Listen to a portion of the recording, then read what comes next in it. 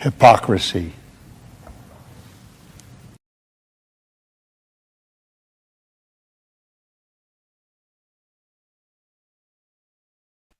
Hey, what's up, guys? Welcome to Law-Splaining the Interwebs. I am your host, Nick Rekieta of Rekieta Law, small law firm in central Minnesota. Hi. How are you?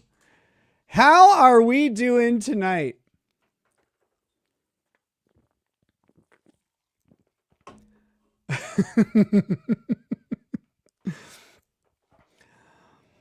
It has been 2 years, and like I see that people are very confused.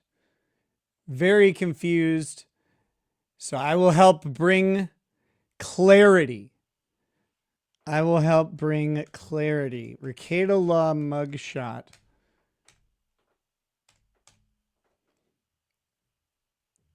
Images.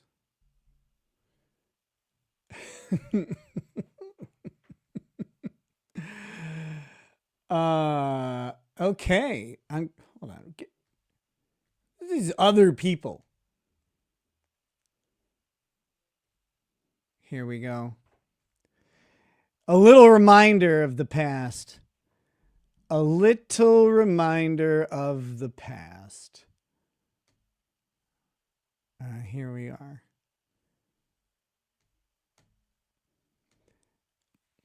That's right. There we are. That's me 2 years ago today. 2 years ago today. So, cheers and salutations.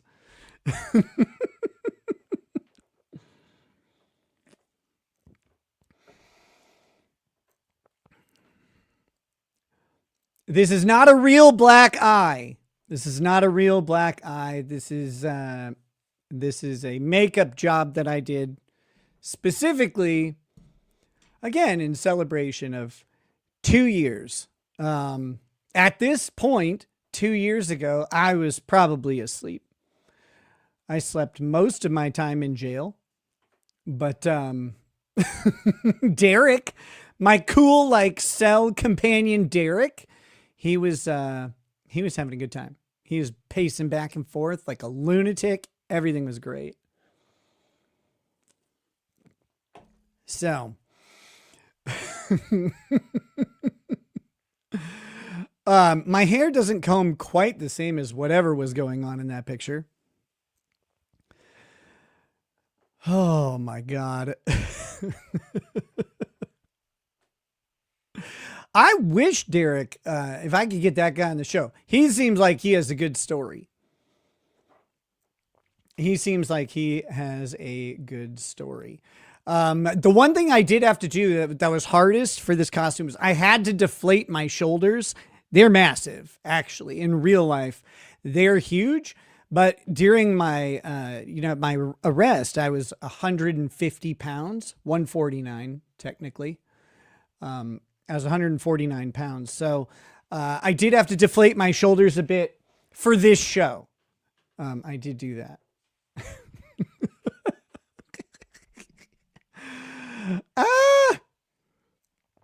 Oh my God. So, I don't have the biggest agenda today. One thing we're going to do is I'm going to read a post by Josh Moon, the owner of Kiwi Farms. I'm going to read a post by Josh because Josh has found all of the estrogen, all of it, from everywhere. And he's gotten it together into one place and he injected it right into his man titties and has made the saddest fucking post I've ever seen. It's embarrassing. Do the other eye too for more effect. The mugshot only had the one. I only had one. And I've told the true story of this black eye before. So I don't know. I don't know if we'll revisit that It's one of my favorite stories. I I love that story. I think it's in hindsight, it's really funny to me. But you know, I some people are like really serious about everything, and they're like, "How dare you? How dare you talk about things?" It's like, well, I don't know. Uh,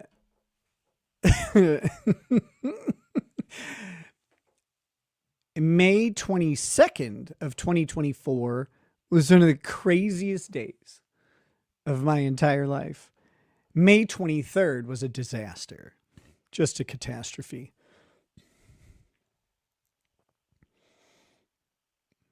But did I get an officer in trouble? No.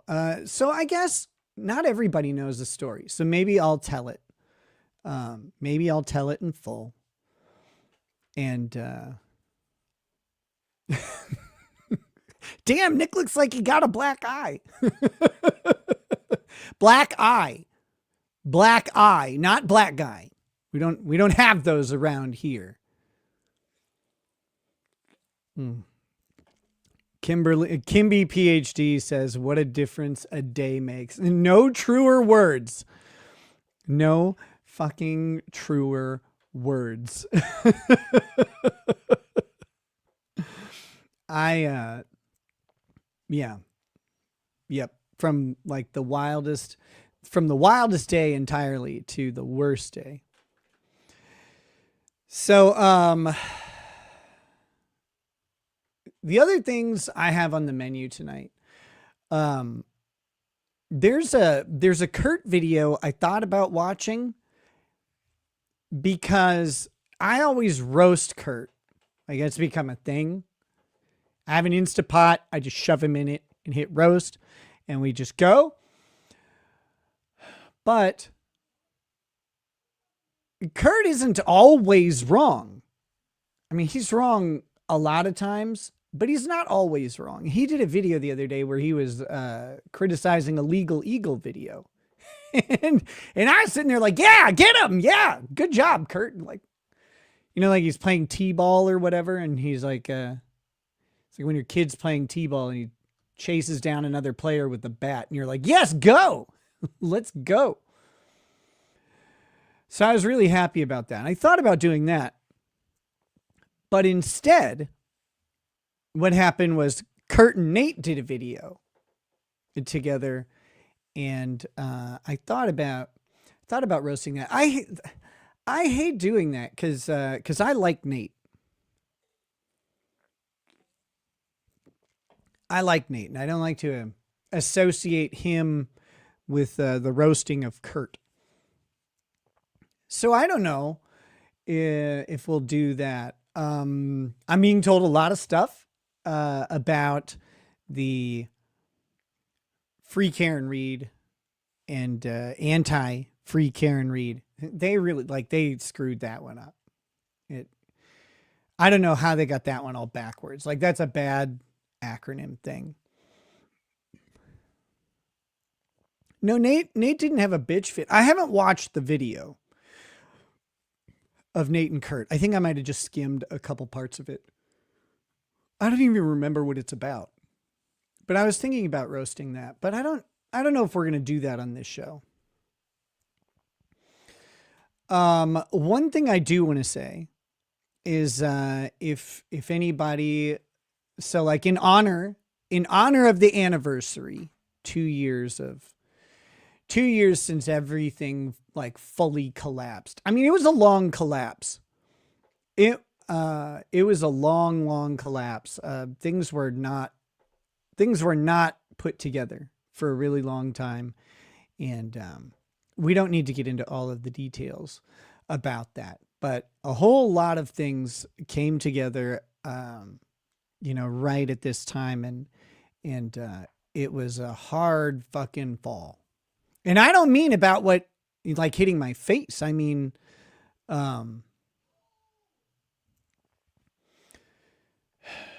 I feel like I need to get the mugshot.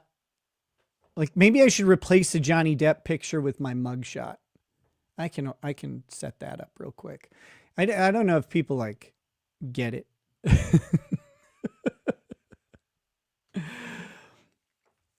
But yeah, everything collapsed really, really hard. Um, Raggedy Man says 2 years and still sober. I'm proud of you. Now, I would love to claim credit for 2 years of sobriety, but that would be a lie.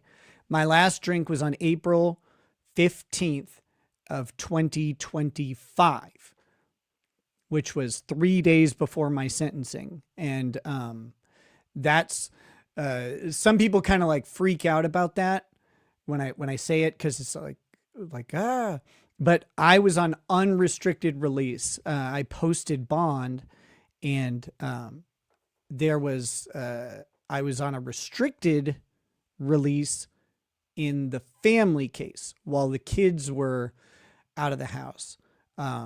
We were prohibited from while the family case is going, while the kids were out of the house and while they were in the house and the family case is going, we were prohibited from having alcohol or drugs, and we were drug tested all the time, 3 to 4 times a week minimum.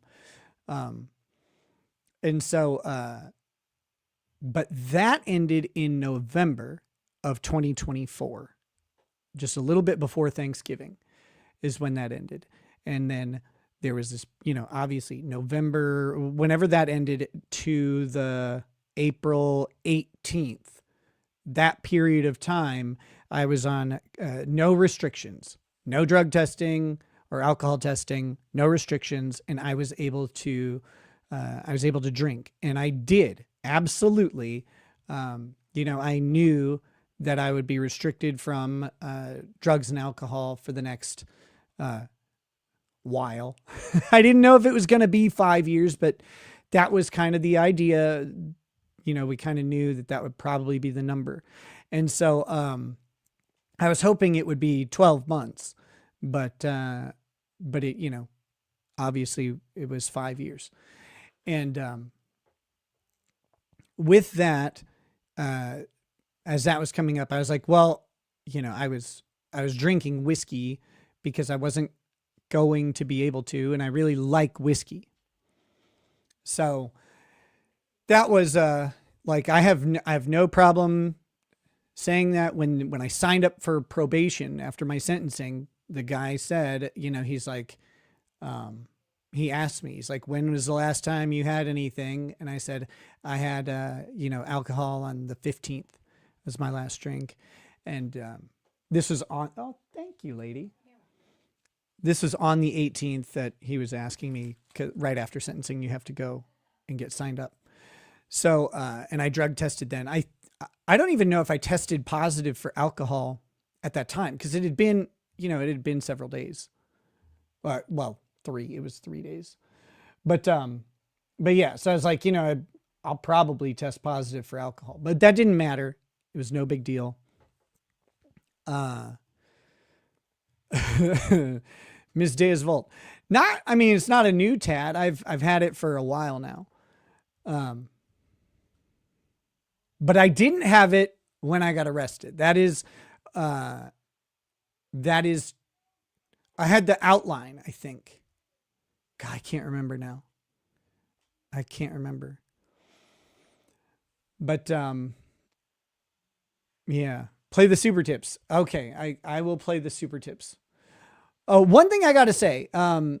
So this stream, I don't ever really like do this thing, but I gotta, my little girl is about to have a birthday party. So, I'm hoping that this stream will be wonderfully successful, because, we are taking her to have a roller skating party. So that's going to be fun. So that's what I'm hoping for. Yeah.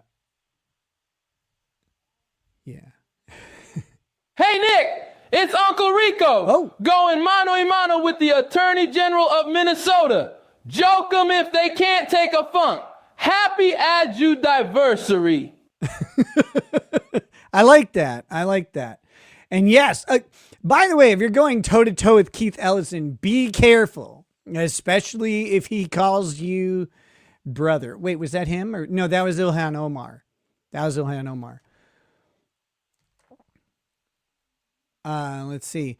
Island says, glad you're alive. Seemed kind of 50-50 there for a bit. If you'd left us here defenseless against the unfunny and low IQs, I might have had to unsub. Oh, man. I would never do that to you. I will never die. Congro rats on your 2 years. You don't got that black eye from a black guy. White bread ass lawyer. White bread ass. White bread ass lawyer. Oh, my gosh. See, everything moved around. I need to start setting up buttons. White bread ass niggas, man. I need to set up buttons to do that. Oh my gosh.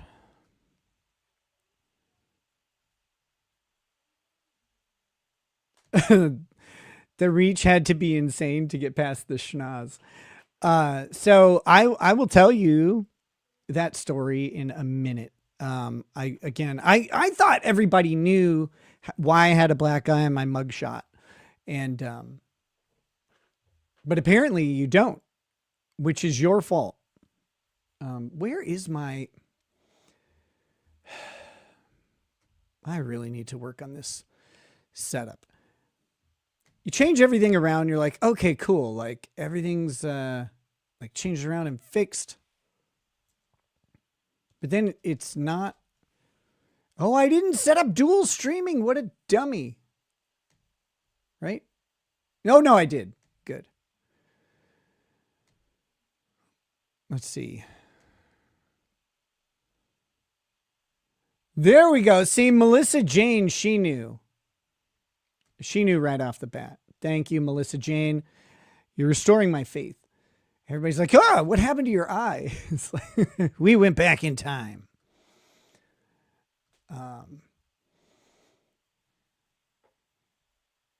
Too much ketamine. That's true. That's the gist of the story.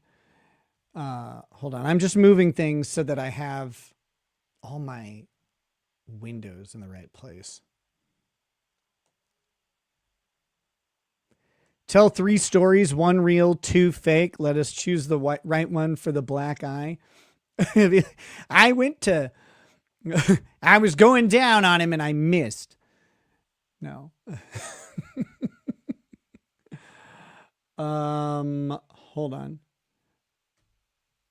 I need Rumble. Where is my Rumble studio? Where are you? I got to get my Rumble chat on my stream.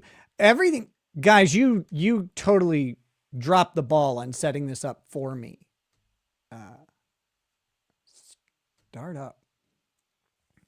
Start up. Oh my gosh.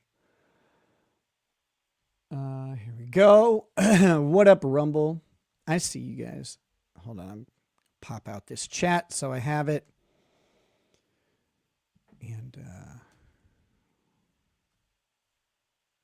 invalid video ID. Well, that's interesting. What does that even mean? All right. XX Juggalo Debo XX says, see what happens when you get a misplaced cum shot. Yeah. I ordered the chocolate version. Rush 298 over on Rumble with a $20 Rumble rant. Thank you so much. Says just because. That's actually a very good reason. I agree with it fully. Okay.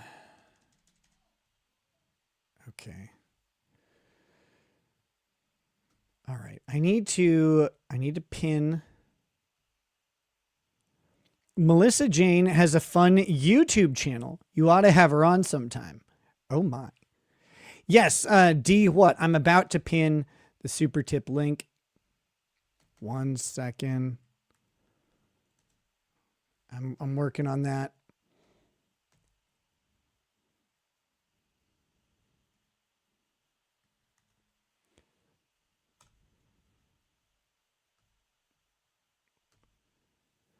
There's that one on YouTube, and I'm going to pin the link on Rumble as well.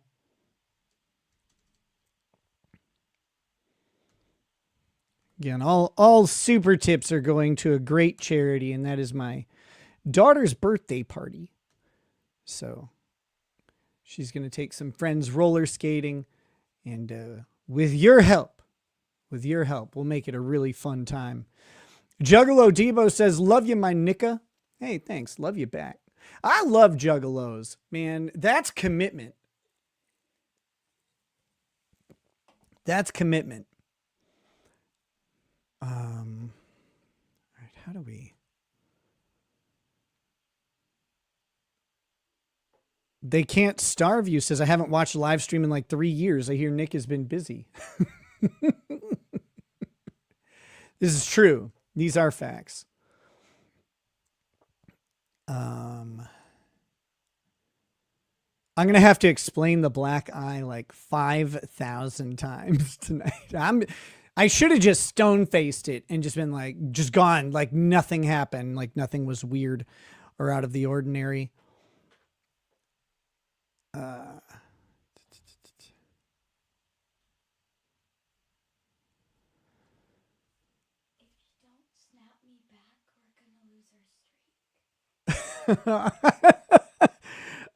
Hold on 1 second.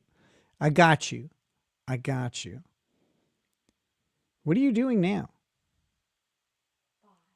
Bye.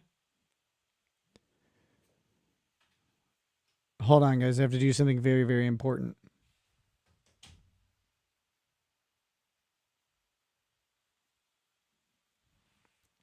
There. I had to send an angry picture. Let's see. All right, we've got some super chats to go through here, and I cannot express enough like how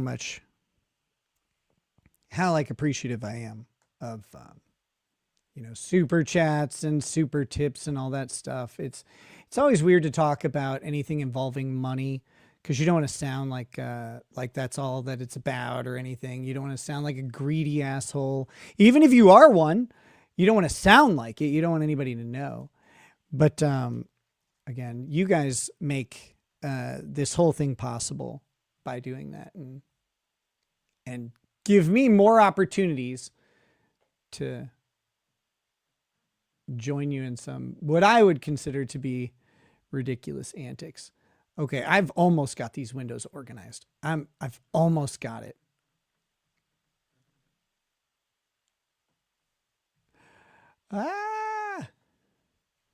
Okay.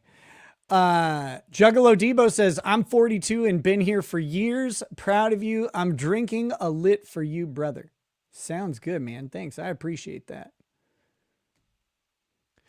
Don't pour one out for your homie. Pour it in. Pour it in. Okay, here we go. We've got, let's get going on these. Wolfgang says, during stream, I will be playing with a hot stick and molten metal. I'm talking about soldering. Thine mutter was last night. Thine mutter? Okay. Have fun soldering, man. I don't know why they can't. Why'd they spell it soldering? Jeff Smith says, my mom has been in the hospital, so I need to laugh tonight, Nick. No pressure or anything. Don't worry. We'll be laughing at Josh Moon in just a minute. Coding ATC says, was reading about hyper real numbers while recovering from someone rear-ending me. Glad you're on. I need to laugh. Whoa, all you guys need this? Like, this is a service I've provided. SF, aka SF, says, congrats, Nick. Did you use Amber Heard's bruise kit? Looks good. A bitch load of eyeliner and a couple eyeshadow kits with some good color coordination.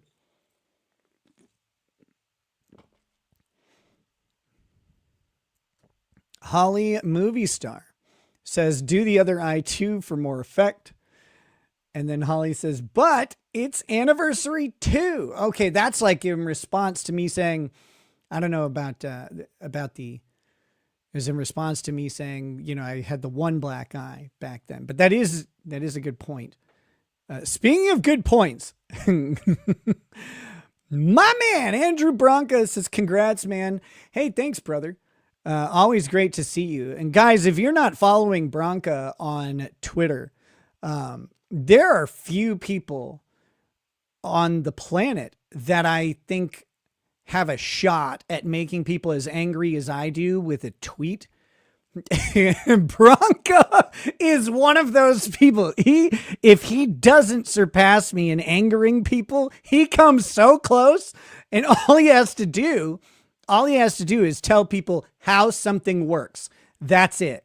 He's just like, no, it's just this. And they're like, no, it can't possibly be that. Ah, who even made you a lawyer? I bet your clients all hate you. Holy shit. Bronca, what are you even doing? Oh, Sassy Me says, dude, who hit you? So many people, dude.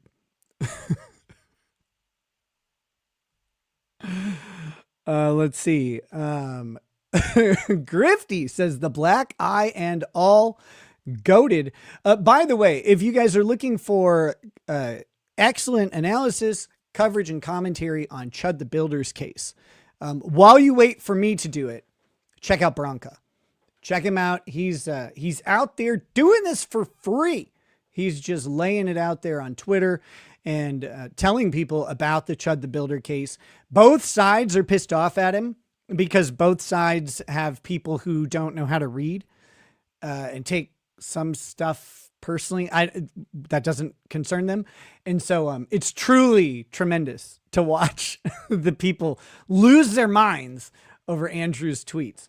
So if you're looking for, again, if you're looking for Chud the Builder coverage, Bronca is a great place to go. And I'll be covering it very soon.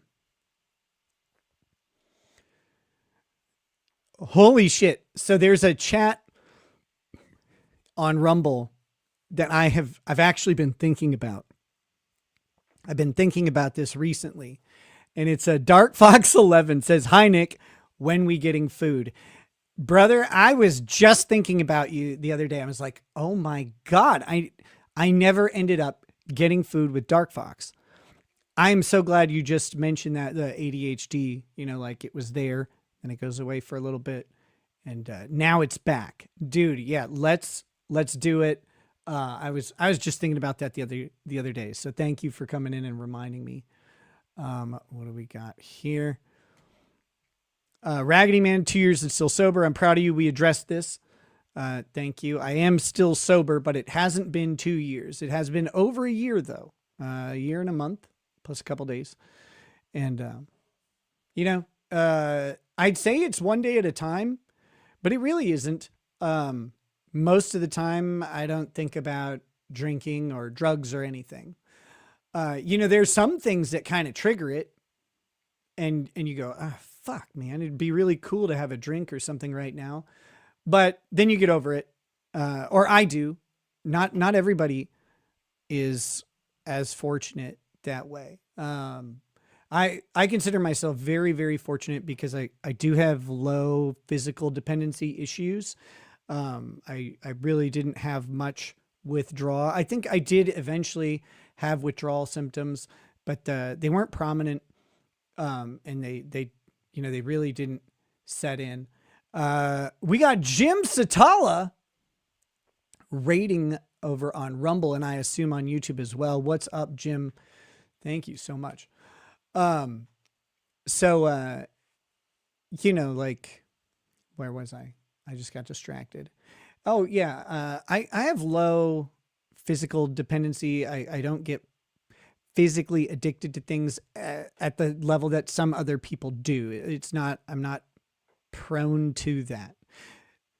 I think a lot of people get confused because I used a lot of substances, but I really liked them. That was the real problem, is that I really liked them. When I had to quit, quitting was not difficult for me. I don't like saying that uncautiously, because I know I have friends who have struggled with addiction. I know a lot of people have struggled through those issues, and so I don't mean to make light. I don't mean to make light and say like, oh well, you just quit or whatever. I was able to just quit.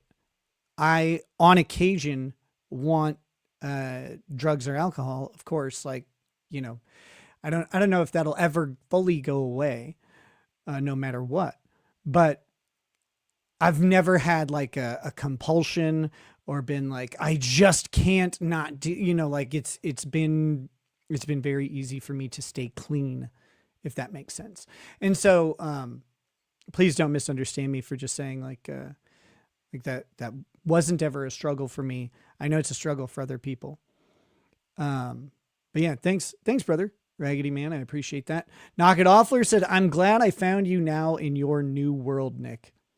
You can't trick me into singing Disney songs like that. You got to be way more crafty. Way more crafty.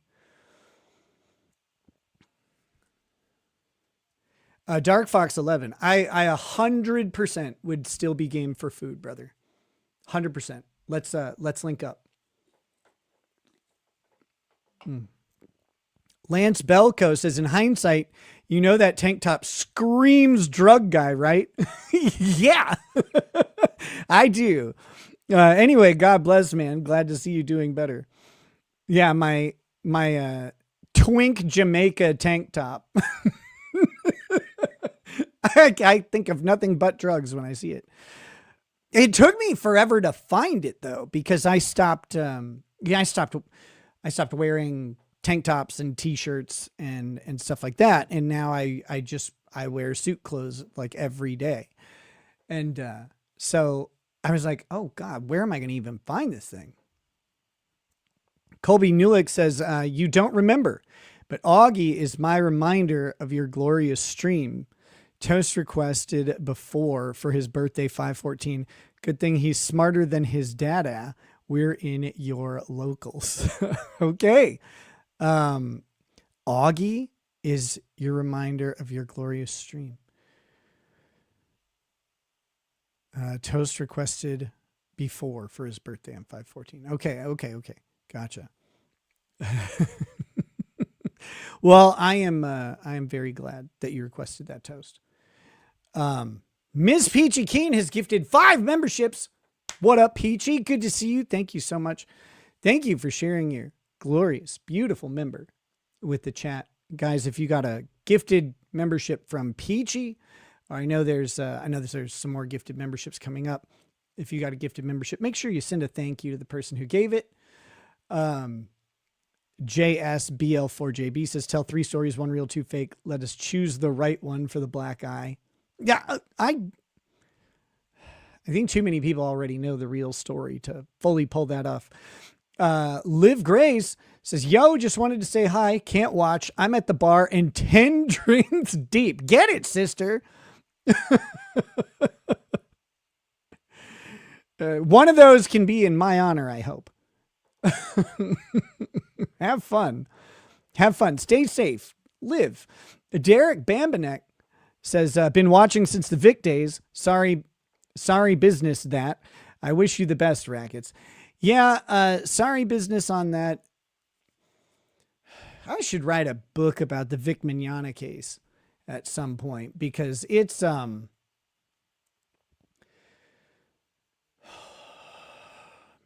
it's the things that went wrong in that case are many. I don't think everybody knows about all of them or puts them all together. A lot of people get stuck on one thing or another thing, but the things that went wrong there were really frustrating to watch as someone who was not representing Vic. And you see something and just like, why would that be it? Why would you do that? Let's see. We got this one. They Can't Starve You says, you look like you gave Chris Brown an STD. I did. Okay. That got funnier as it hit. Like I said it and it was like, oh, okay. Well, that's pretty fun. That's fucking funny. That was great. Thank you. Irikai says, happy freedomversary. Also, how many years shoulderless? I gave up shoulders a long time ago. And I've not even been close to relapsing on shoulders. Not even close. Alogatog says, Nick, in your legal opinion, would Ethan Ralph be allowed to come on Gabe Hoffman's grave asking for a friend? Absolutely. But I hear it would, I mean, I think it would be an urn, right? Like it doesn't, like he's destined for cremation, I think, automatically. So I think we got to modify that just a little bit. Yes, he would be legally allowed to come on Gabe Hoffman's urn. Yeah, 100%. I would represent him in any issues with that. Nothing would get my license back faster than representing Ralph in a lawsuit for coming on Gabe Hoffman's urn. Random unbreaded commenter says, we still never got her opinion on blacks and Jews. And you won't. Ugly F and Dan says, can you answer honestly what it was like to have everything and knowing you lost everything? I think people might love an RDJ arc. Got you more than you think. I still want to support you, thus my super chat. I appreciate your super chat, but let me say this, Ugly F and Dan. I didn't come anywhere close to losing everything. I didn't lose the most important things to me. Thank God I didn't. And you know, I lost a lot, but most of what I lost was progress and time. And if you look on the internet and you try and like determine what I lost based on people from the outside commenting on things, what I've lost the most is their projections of stuff. And I don't mean that disrespectfully. I really don't. But people have an idea of what things must be like, and how they come to those conclusions. I don't always know, and they probably don't either. Their brain plugs in and fills gaps in information. And so they assume certain things. But I had a bad time, and I had, some things got reset. Some things got turned down, turned up, etc. And there's a lot of loss to go around. But I had a lot of gains too out of it. I'm much healthier now, I think. I don't know. In certain ways, I'm much healthier now. My relationship with my kids was good. My relationship with my kids is great. My relationship with Lady Rackets has healed through some tough stuff. And so like to sit here and whenever I see people say like what I lost and stuff like that, it's like you actually have no idea at all. So can I answer honestly what it was like to have everything and knowing you lost everything? Well, I didn't have everything either. I had a lot of stuff that some people don't and would like. And that's where I think that feeling comes from. But short answer, how's it feel? He said, on the stuff that you lose, it sucks. Just like, anytime you lose something that's important to you, it sucks. But I'm really thankful for the stuff that I didn't lose. I'm really thankful for the stuff that's gotten better. And, life is a bowl of changes, man. If you're not changing as life goes, then you're not living. And as shitty and painful as it was, I'll take having lived through it than having not done anything every day. Would I do things a little bit differently? I hate that question. You didn't ask it. This is a straw man. I hate that question because no one would do things differently. They did it the way that they did it. But, I certainly have made a whole bunch of changes as a result of it. But thanks a bunch for the super chat. One last thing about that super chat, because I think there's an underlying thing there that I want to address. And it's this. Just because someone addresses things in a straightforward and lighthearted manner doesn't mean they're not serious. Some people just do things that way. And if you haven't figured out that I do stuff in a straightforward and lighthearted manner pretty much all the time, like much more so now than before, but even before all this, like Nick kept his wife, kept his kids, kept his dream job, his home, got sober, didn't do jail time, etc. Sure, he lost everything. You idiots. That's one way to say it. That really is. That's one way to say it. But yeah, and it completely derailed what I was saying. People think that there's like dishonesty or whatever because I approach something with mirth, and again, like I don't have enough shame for them. Like they want more shame or more whatever, and it's like I'm sorry, that's just not how I do life. I don't do life that way. I'm not saying other people should do it the way I do it. There's a whole bunch of fucking problems with how I do things sometimes. But man, I don't go through shame and regret because you make your decisions and you did it. You did the thing, you made your decisions. That's what happened. Now you have consequences and you make choices based on that. If you sit around second guessing everything you did, blah, blah, blah, you can't go back and do it different. What's the point of that? You learn from it, you move forward. And so when people assume I'm being dishonest, I think it usually stems from the fact that I'll straight up tell you, like, I did drugs because they were fun, which shouldn't be controversial. That should just be obvious. Like, that's why people do them and things like that. So I think people, they see that and they're like, oh, he's not serious because I'm not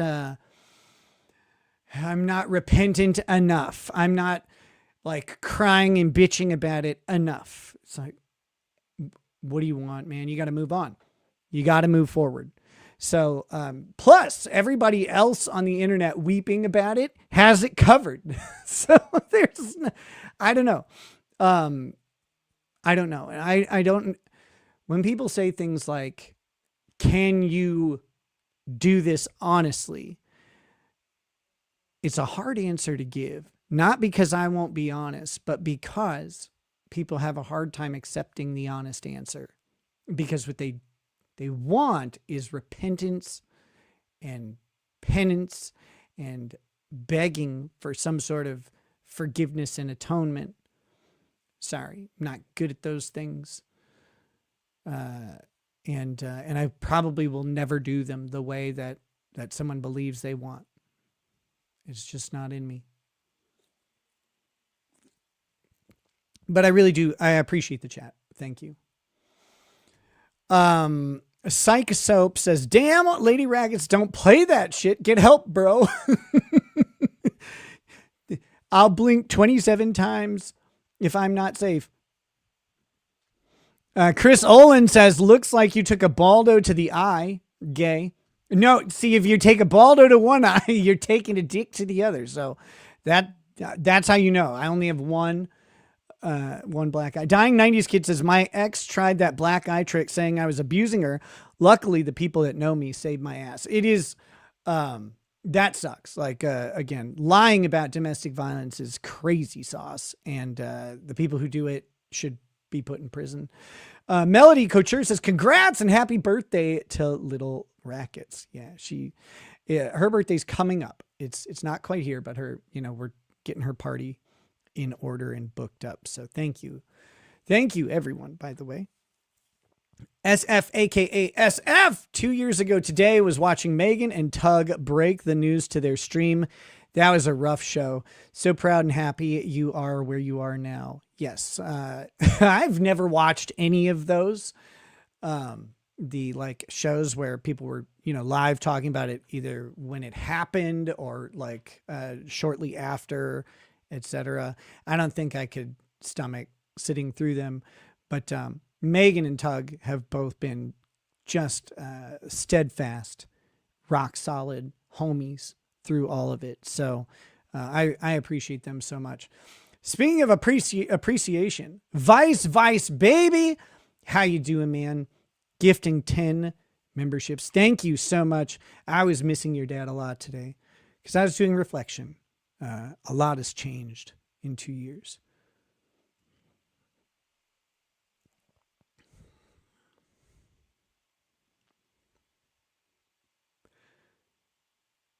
And that's one of the worst things.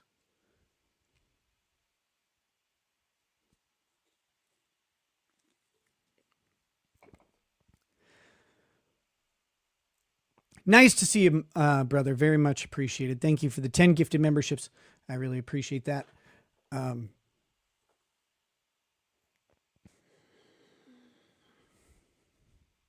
Sunglasses make certain things easier.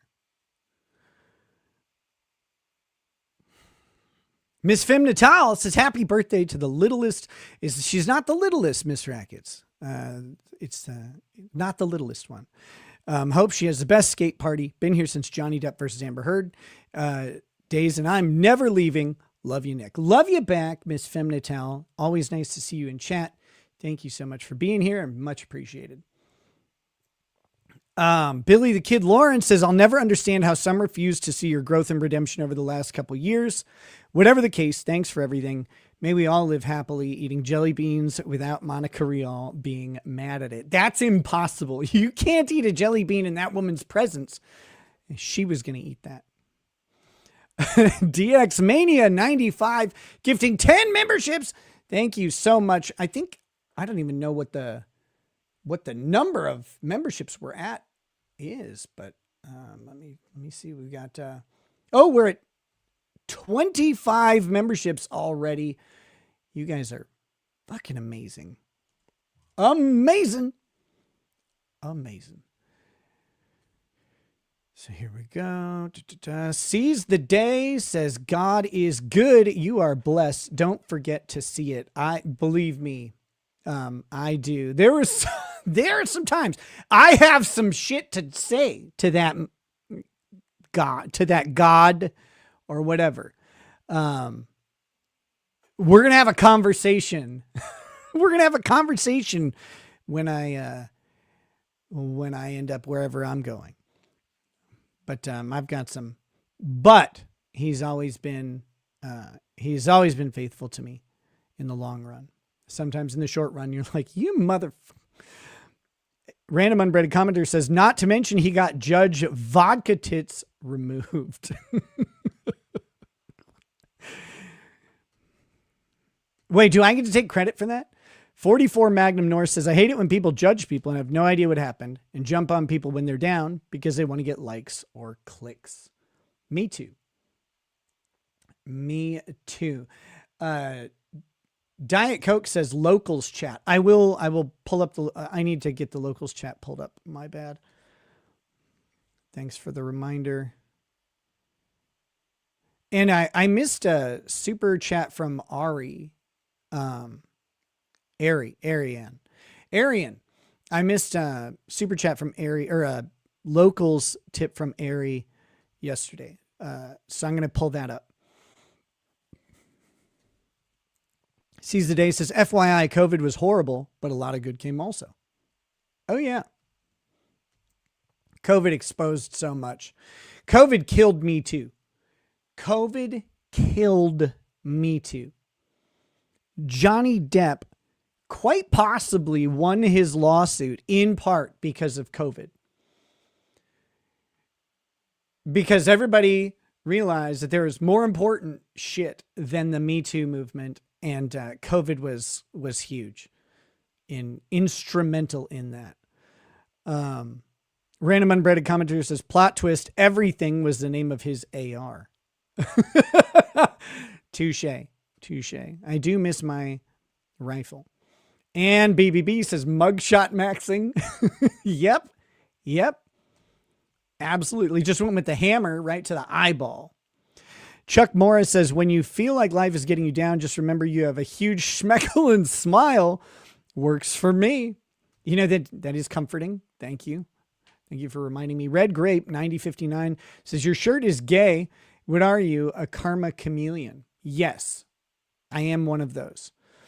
Tug Simp says, big hug, Nick. Jeff was one of a kind. He truly was. Truly was. Thank you, Tug Simp. Member for 11 months. Very awesome. Raggedy Man says, been watching since the Rittenhouse trial. Good times. You are still a right on awesome dude. Appreciate that, brother. Also, thank you for using the proper early 90s vernacular, which I'm quite fond of. Okay, we got a couple more here. I would like to stick around, but I need to get into the kitchen and make Palmyra Media some samishas I posted on X today. Oh, yeah, exactly. You should do that. Hey, Nick, Uncle Rico says, if you're not wasted, the day is. Credit Bill Maher. Bill Maher occasionally says the right thing. Don't forget your helmet and knee pads. I actually have knee pads. Thank that Kimbo Nice sent them to me. Cheers. Thank you so much for the huge super tips. I really appreciate it. Thank you. Thank you. Thank you. Nick, have you gone to at ours not using the baldo? That would be a life goal for you because that baldo stuff is so gay. Just burn that nonsense and forget about that phase of your life, okay? I used it 4 times for the reviews because it came with 3 extension rings. And I had to try it with 0 extension rings, then 1 and 2, then 3. That's 4 times. It's the only times I've ever used it. I don't know where people got the idea that I'm sitting there slinging that baldo around all the time.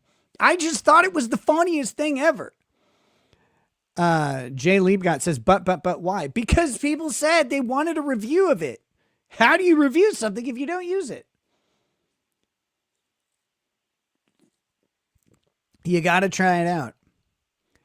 It is the most terrifying product ever because when you're putting that thing on, I mean, if your finger slips out and that thing snaps into a testicle, it would be like hitting it with 1 trillion rubber bands at the same time. I have a feeling your ball would explode. The only person who we are required to be repentant before is our Lord and Savior, Jesus Christ. He is able to make the determination of if we repented or not randos. That's true. Real Ty Beard, how you doing, brother? Good to see you. It's been a minute. What's with the eye? Ty, do you not remember my mugshot? Wait.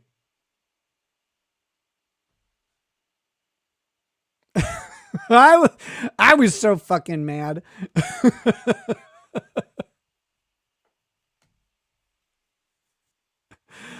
Oh. Hey, what's up, Camelot? How you doing, buddy? I mean, I know the answer to that. Good to see you, man. Good to see you. Even though you caused me so much consternation in the past 2 years. Because people don't understand when you tell a joke. You're like, oh yeah, Nick's spending like $20,000 a month on coke. Thanks, Cam. People believed that. It's like, no, I wasn't. Holy shit. I, Judge Chupp, will do this hearing by the books. What's that, Mr. Beard? Oh, I don't need your evidence. I already have theirs. Fuck Vic. Ron Toy is my bro. 17 and 0. Wink. Smiley face. That, I mean, yes. Judge Chupp is Well, the last time I talked about a judge, if you wrung out Judge Chup like a rag, liquor would pour out of his vagina. I think that's how that went. Something like that. Diet Coke 1215 says locals chat. Yes, and I do have the locals chat here. We got Hammerhead1 says, Nick, Bronca has a 30-minute video out where he melts legal bites. It's excellent. You may want to watch a few minutes with everyone. By the way, you, Lady R, and I sat at a table together at Hackamania. Enjoyed getting some time to talk. Awesome, brother. I think I know who you are. I think so. And that was a fun time. Very much. All right, I gotta get Arian's chat from the last live stream because I feel really bad about missing it. And she says, this feels like I'm back in 3rd grade, reliving the war between Sam and Kevin. Sam made Kevin feel dumb over one thing. So at recess, Kevin convinced all of his friends that Sam was the dumbest kid in school. That's good. Then every time her name came up, everyone used it as a chance to trash her. Wait, so Sam is a girl. I'm guessing. I'm putting this together here. All the boys and girls stayed busy fighting over the dumbest stuff because all boys are mean and all girls are dumb. Going on year 3 of hearing about this, it doesn't get more interesting than the initial intro. I promise. Lol. I think she's talking about, that was a stream I was talking about Turtle Boy and Kate Peter, also known as Krusty Panties, which is, that's an unfortunate nickname. That is a really unfortunate nickname.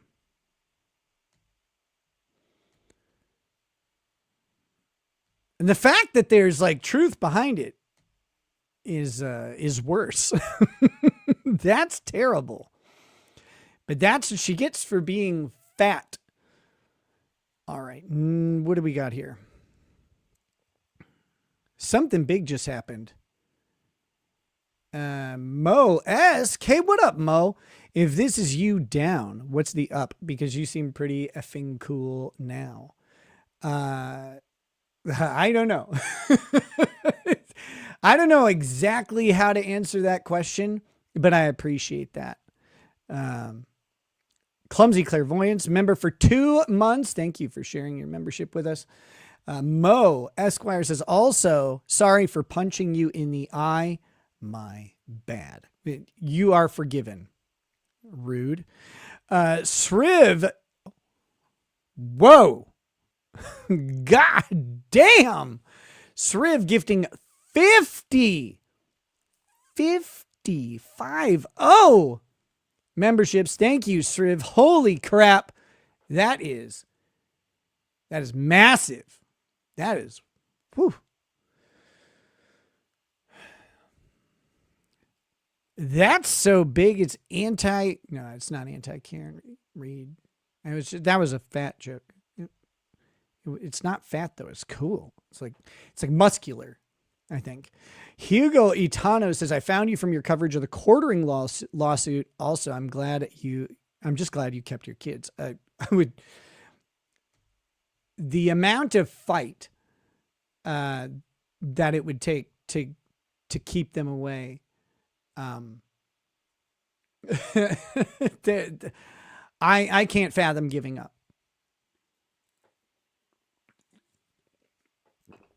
I can't fathom giving up. I understand that some people, have different circumstances. I'm not here to judge every single person. Everybody's got their own story. As for me, there's no give up. If the government took them away, it would be,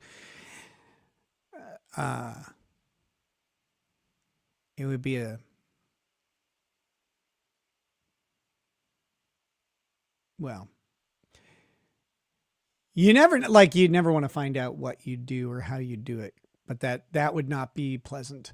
And when you say the quartering lawsuit, you're talking from way back, right? Like that was a long time ago. Well, thank you for being a viewer since that. Gregorio says, say it. I just imagine it'd be a trail of bodies by the end of the day, like in a bad ending. Pendar, member for 15 months. Good to see you, my fellow EQ enthusiast. Yeah, man, EQ is so cool. It's one of the greatest things ever made. But you can never do it again. It took too much time. But I still have good memories of that shit. Like, in what was it called? Like the Over There, that one zone in the ruins of Kunark that you like, everybody camped out in the Over There, like level 32 or whatever. I just remember sitting out there and, murdering stuff. God, it was fun. The Dreadlands and all that shit. Nick, invite him to 4 conventions. Shane, no, he hasn't changed yet. Nick, hasn't changed from what? And Shane Holmberg shits himself the moment that made me sub to Nick and side with Vic. That was good. That was good. That guy was a scumbag. Complete scumbag. Scott E2s has been here since Vic. It's been a long journey. It is. We've had a ton of moments, ton of fun, some not so fun stuff. Rob Price, member for 58 months. Oh my God. God, that member hit my cervix and is just kept on going up. Just remember, you only owe yourself to be better than your worst day, a rest day, and bullshit. There are many of us who stayed and said, I'll wait till Nick tells what happened, especially with the kids. I appreciate so many of you who did. And what I'm finding out is that as time goes on, the number of people who hold on to a story that they're not a part of and continually misrepresent it. It's like, okay, nobody cares anymore. Like, I don't mean to say that callously, but like these people are beating on a drum that never made any sound in the first place. And they can keep doing it, and some of them will. And it's like, there's got to be something else for you. There's got to be something else for you. But anyone who knows me knows that I would never do anything to harm my kids ever. And that my entire adult life has been geared towards giving them the best possible opportunities that I could get for them for success. And I can't wait to see what they do. I really can't. 58 months, that's a long time. That's almost 5 years. That's crazy. Twisted Puppet OG, member for 5 months. Says, what's up, Goober? Hey, what up, Twisted? How you doing? Been around for much longer than 5 months. World Radio 332 is a new member. Thank you. Welcome. Questionable life choice, but I love it. Art the Clown says, came in 2019. I'm glad you did. Was that your last time? For the witty sarcasm, stayed for the humanity. People fuck up, but not everyone perseveres and grows. Cheers. Cheers to you, brother. Thank you. Thank you. We've got Drex's Unused Baldo says, Nick had absolute certainty that he would get his kids back on the I think it's official chance. I think it says off chance that the government tried to be stupid. He had Killdozer blueprints and welding for dummies in his Amazon cart. One of the biggest things about getting our kids back was you have a couple ways to go when the government takes your kids. You have a couple options. And the option that we chose immediately was full on fight. No punches pulled. Fight. Our appointed counsel, both mine and Kayla's, we had for the first 2 hearings. They're some of the worst attorneys I've ever seen. Completely unethical, unknowledgeable, and Their advice was criminally bad. I hope both of them catch on fire every single day. They deserve it. The worst part is that in this county, every single appointed case goes to one of those two people. In this county, there's a bunch of people who don't speak English and who don't know the law. And to know that those two fucking demons, completely complicit with the state, are giving legal advice around people's children to people who don't know that there's an alternative, who don't know the answer, is crazy. It's crazy. Those two monsters will burn in hell. I am comfortable with that. They are nasty.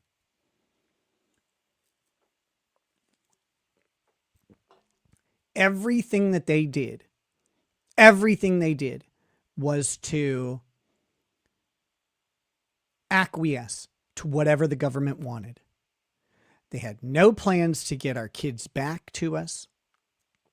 Everything that they said in court and all the advice they gave us personally was engineered to delay our kids being returned and expose us criminally, because we had criminal case we had to fight against.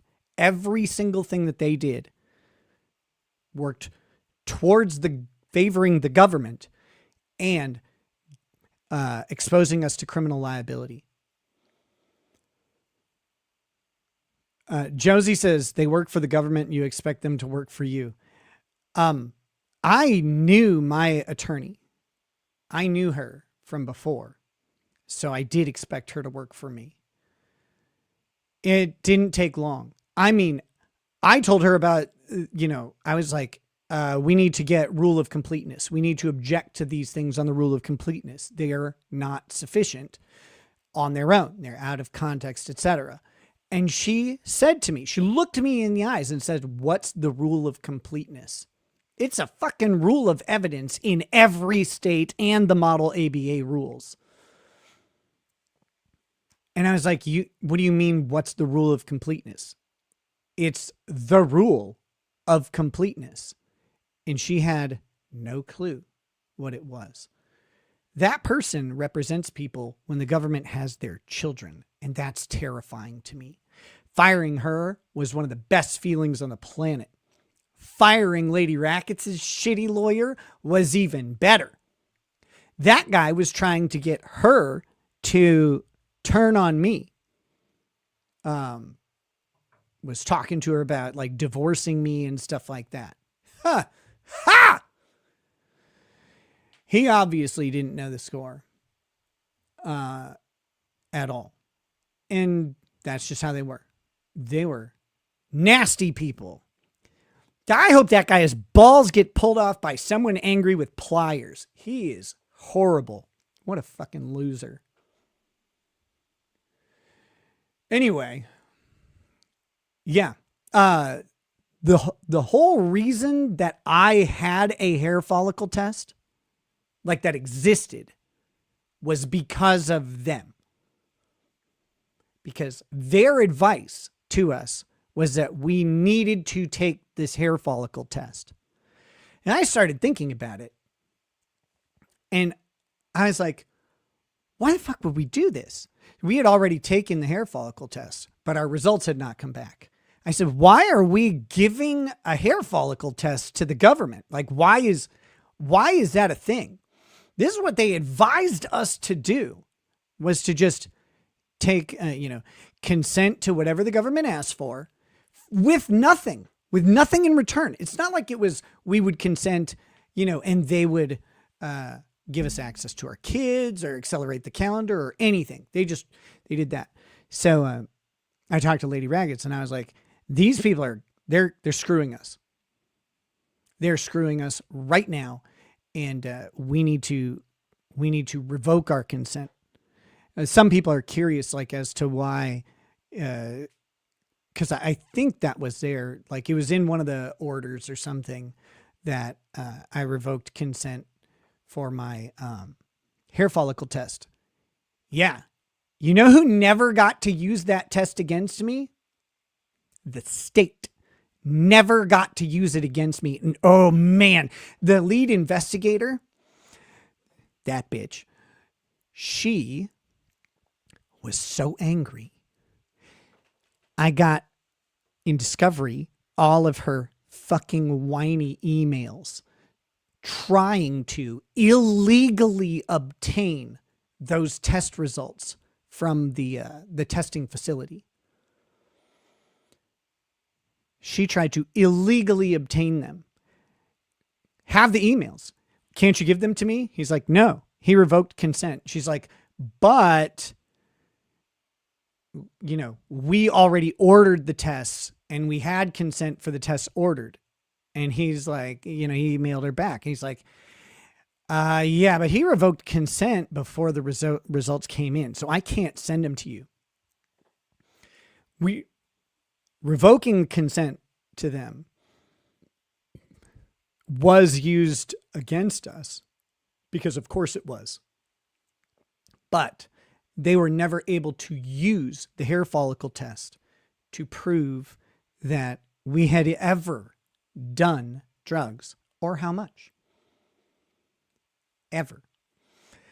They were so fucking mad about that. They were so angry. That was one of the best decisions we made. The other part that happened around that hair follicle test is the county could not get access to it, right? The guardian ad litem, however, could, because they have different rules. The guardian ad litem got access to that test.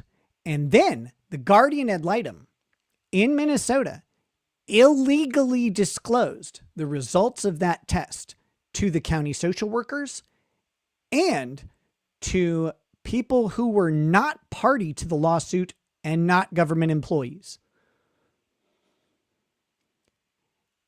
That bitch was supposed to be working for the best interest of my children.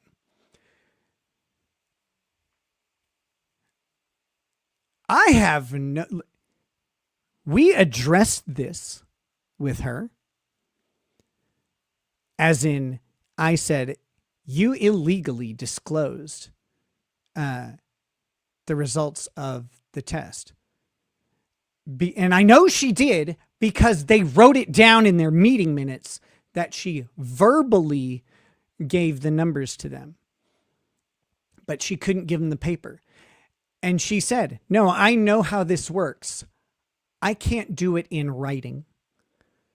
As long as it's not in writing. And I said, no. And then my lawyer stopped me because I was about to kill her. She is awful. She is awful. What was her name? Christy something. Anyways, she's about 400 pounds too. Holy shit. Oh, I hate these people. You have no idea. But that was kind of funny. In hindsight, it's kind of funny because the county knew the test results from my hair follicle test, but they couldn't use them because they weren't supposed to have them in the first place. I revoked consent. But that guardian ad litem illegally disclosed those numbers. We will be in touch.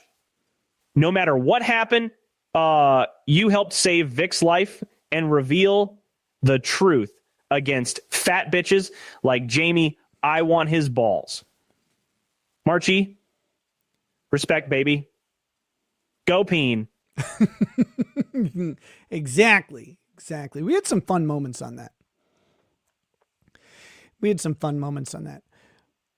But yeah, so she had unlawfully disclosed it, and she was fine with it.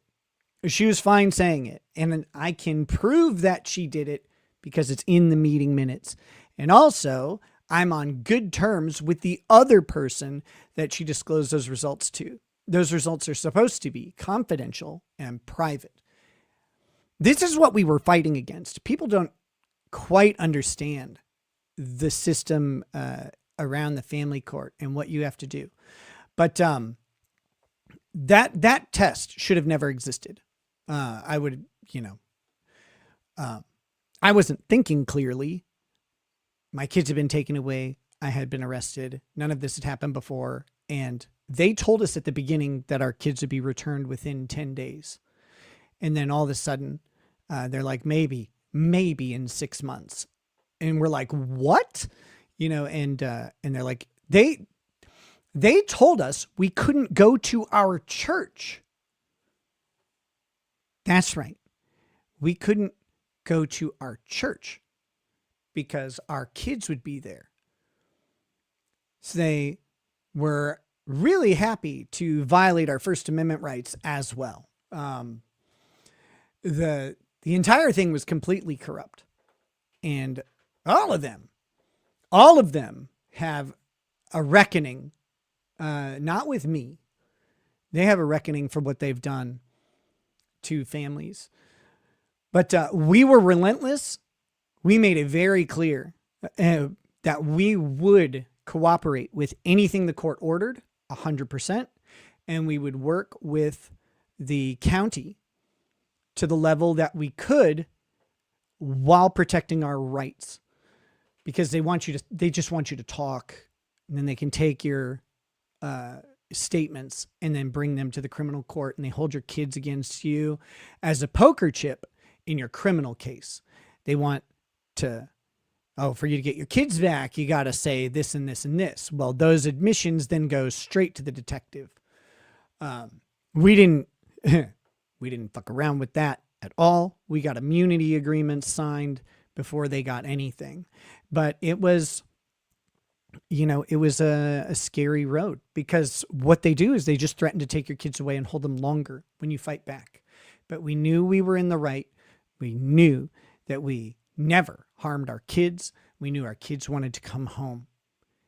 And that was the problem that they had to deal with too. So every time they talked to our kids, they just wanted to go home. And they would never say the thing that they wanted them to say. Because none of that was happening. They wanted there to be some sort of like big admission from one of the kids or whatever, but there just wasn't. But they're evil, evil people. Never, ever underestimate the evil of a government employee who can take away your liberty or take away your family. Cup of Sooth says no one should ever have to apologize for a cocaine-fueled three-way. You know what? I agree 100%. Why on earth? I grew up in the 80s. I will not apologize. I will not apologize. Go listen to every song, just all of them. Digital Boone says, I think Nick is just prepping for his role in the low-budget sequel, Half-Baked and Lightly Bruised. Written by the funnier Brennan. Alyssa MJ with a big $50 Rumble rant. Thank you so much. Says, I'm behind, catching up. Here's to the birthday fund. Thank you so much. I really appreciate that. Fly Crew says, I love this talk, man. Congrats. F the government. I doubt none of this because the government is default terrible and corrupt. One thing I've been very careful to do, very careful to do in all of this from day one, I told Lady Rackets this too. I told Lady Rackets in our case, I looked at her and I said, whatever we do, I will not lie to defend us. I will not do that. I will defend us to the best of my ability. We hired lawyers, of course, to defend each of us, but my contribution, everything. And we had plans for how to fight all the way through trial. And we had some really good stuff actually up our sleeve, but the plea deal that we got was too good to turn down and go to trial on. But I said to her, I will not lie about a single thing. one of the things I could have done, for example, would have been to get on the stand, like take the witness stand, and just lie and say that the safe that the drugs were in wasn't mine. None of us admitted to knowing the combination or having any access to the safe at any point. And so then there were two people that I could have just lied and blamed it on. Could have done that. Wasn't going to lie. That was not there. And the other thing we did, it was just, it was fight until fight as far as you can. And, once the time came though, you got to admit guilt. If you're out of other options, you got to admit guilt. But we had a whole trial strategy that would have given us a decent chance if we had to go to trial without lying. But it would have relied on a lot of inferences and saying the government didn't prove stuff. But which that's how you do a criminal defense. Don't get me wrong, but man, it would have been scary, and the 21 months in prison would have been the punishment. Let's see. What do we got here?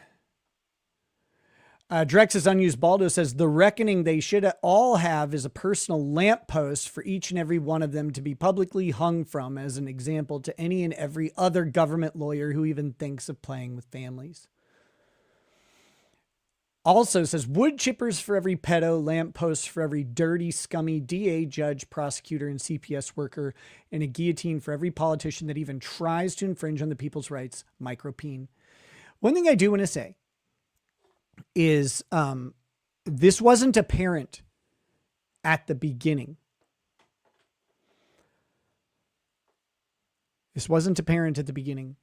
But the county attorney in our case ended up being very fair.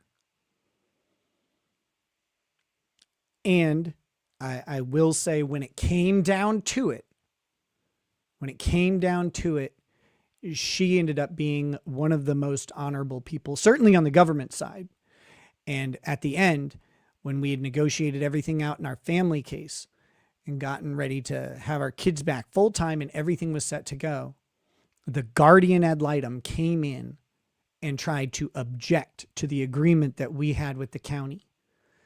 And that was when I knew that the county attorney had finally she had had enough of the guardian ad litem shit. And that was a big indicator. Oh, I forgot to finish the other thing that I said, the other resolution I had, I guess, for everything was, from jump, anything I said publicly about our case, I could prove. It. I still can.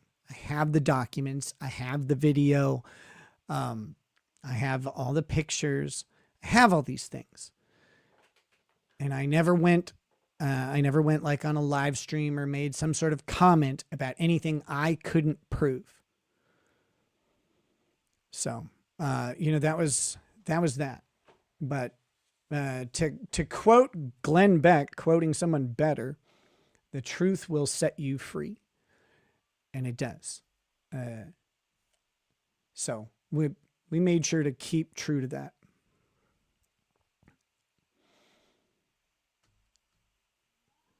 Let's see.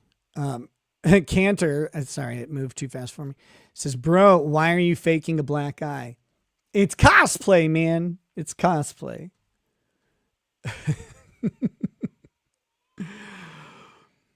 Let's see. We've got a couple more of these guys. Had a great time last night with you, buddy. Thanks for being my DD and taking a shot for me, even though I totally deserved it. People need to learn to listen better. The joke was funnier the first time. Hey, babe, sorry, but that eye looks so fresh it went to live with its auntie in Bel Air. I think you need to put some uncooked raw chicken on it from Chicken Shack and Love Advice at Kurt's. No micropene. It's all makeup. It's a pretty damn good makeup job, though. I studied my mugshot quite a bit, and to make sure. Speeding down the street, but the blue light's flashing. Cuffs too tight. Not my weed nor gun, nor blow, but a popo snatching souls one headline at a time. But the fire stayed lit and the fight stayed mine. Chilling in the slamma jamming, Derek pacing back and forth, Nick dead asleep while the cell block roars, doors slam, back and forth storming loud, but the soul stayed calm like a battle-tested vet humming peace A. Judge vodka dripping hot, faucet full of doom. Taking keys, taking kids, took the freedom, darkroom gloom. But fate hit pause because the snatch ran dry, sent the man back home. Stay dry, stay sharp, reclaim. Back on track with Lady Racket at his side. Chat throwing love.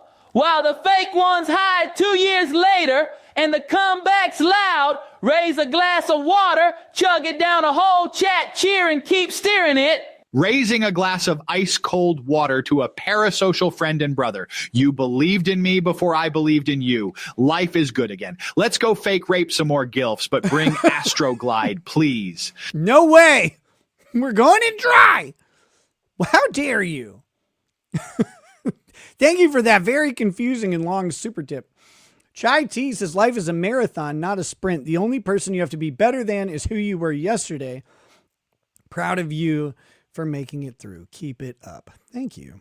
Thank you. Torin, 5 months of membership, says happy anniversary. May that number always go up. That's the plan. Pat Matt PCP says, great to have you back on stream, Nick. Replied on X to this stream's promotion with my best Ricada clip to celebrate the anniversary. Your audience will love it. X gonna give it to you. What's this? Let me see.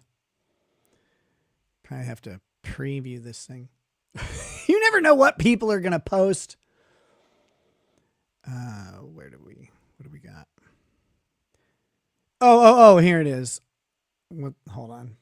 1 second.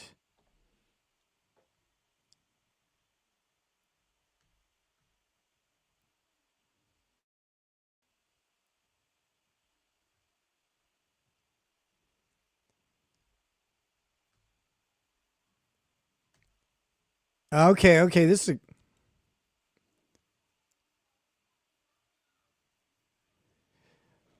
so the only problem with this clip is it has music that I believe maybe under copyright, but it's from my very, very favorite rant.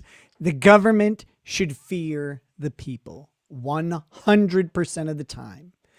And that's man, that was a good one. Thank you. Thank you, Pat Matt PCP. Really appreciate it. Mr. Miller says 6 months sober, down 35 pounds to 170. Wife thinks I'm taking the fat vaccine. Love the insight jokes and philosophical talks. I'm out here for the religious talks. Love to hear your tales on biblical ideas. Well, I'm a certified heretic. Sees the day says you had a on you also. Honk, honk, and thank you for your service. I don't know what that means, but I believe that it's true. Why did you tell Aaron to sleep next to you every night? I didn't. That's weird. Lounge King 77 says, then they coerced you into a plea deal so their criminal behavior didn't come out. Yes, I know you keep saying it wasn't coerced, but you're wrong. It was coerced, I think is what you mean there. I mean, every plea deal is coerced because every plea deal is made against the threat that you'll go to prison, or that the threat that the punishment will be longer, that they're clearly okay with a lesser punishment. This is my philosophical problem with plea deals is the government was clearly okay with me not being in prison, right? But the threat against me was, we'll put you in prison for the presumed sentence, which is 21 months. Excuse me. They would put me in prison if I didn't plea out. It's like, but if I'm okay being out, why do I need, like, why is the alternative going to prison? If you're okay with having me out on the streets, then prison is the wrong thing. Prison is not supposed to be punitive. Incarceration is supposed to be rehabilitative and safety for the community. If someone's a genuine danger, I don't think I'm dangerous. I mean, a little bit or whatever. But like not actually. So there you go. Thank you very much for the chat. Bronca Show says, I can personally attest the 80s were awash in cocaine. Thank God I was poor. Cocaine is a hell of a drug. It really is. I don't know. There's not much else to say about it. Deke Ed says, this black eye story is longer than the CVS receipt. I haven't told it yet. Oh, lovely. Go away. Low watermark. Member for 39 months says, you only need to be faster than the guy next to you. That's true. Clumsy Clairvoyant says, any thoughts on why Chrissy banned your mod tonight? Lame. Which mod? I have no idea. I don't know about this. Real Ty Beard says, in case you ever wondered, it's revved up like a deuce, another runner in the night. Oh, okay. I haven't ever wondered. Wait a minute. What's this? Address the Ralph allegations. I don't know what the Ralph allegations are. Sorry. There's always some allegation out there somewhere, right?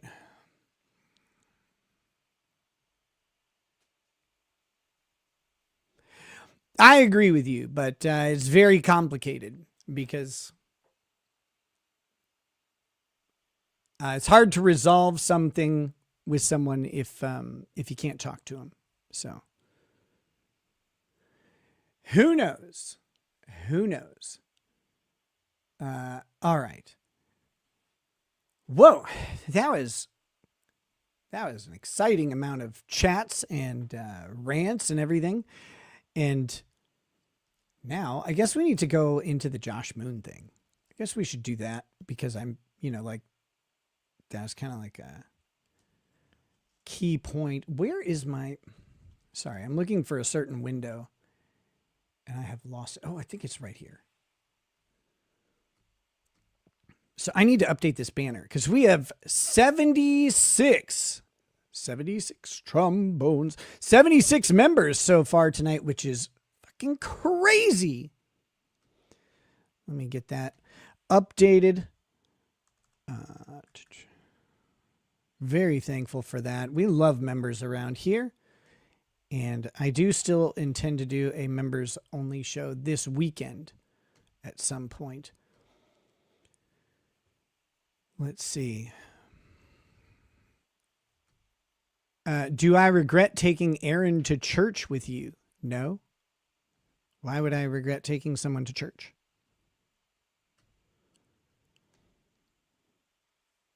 I have no idea.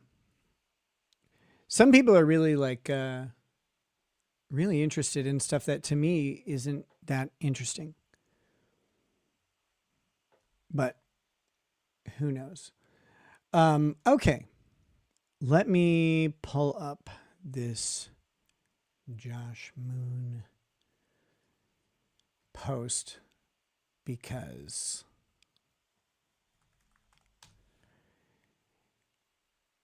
when I read this post, I wasn't sure, I couldn't believe it. So if you guys don't know who Josh Moon is, Josh Moon is the owner and operator of Kiwi Farms. Kiwi Farms is a website where mentally handicapped people get together and gossip about celebrities, typically online celebrities. And with that,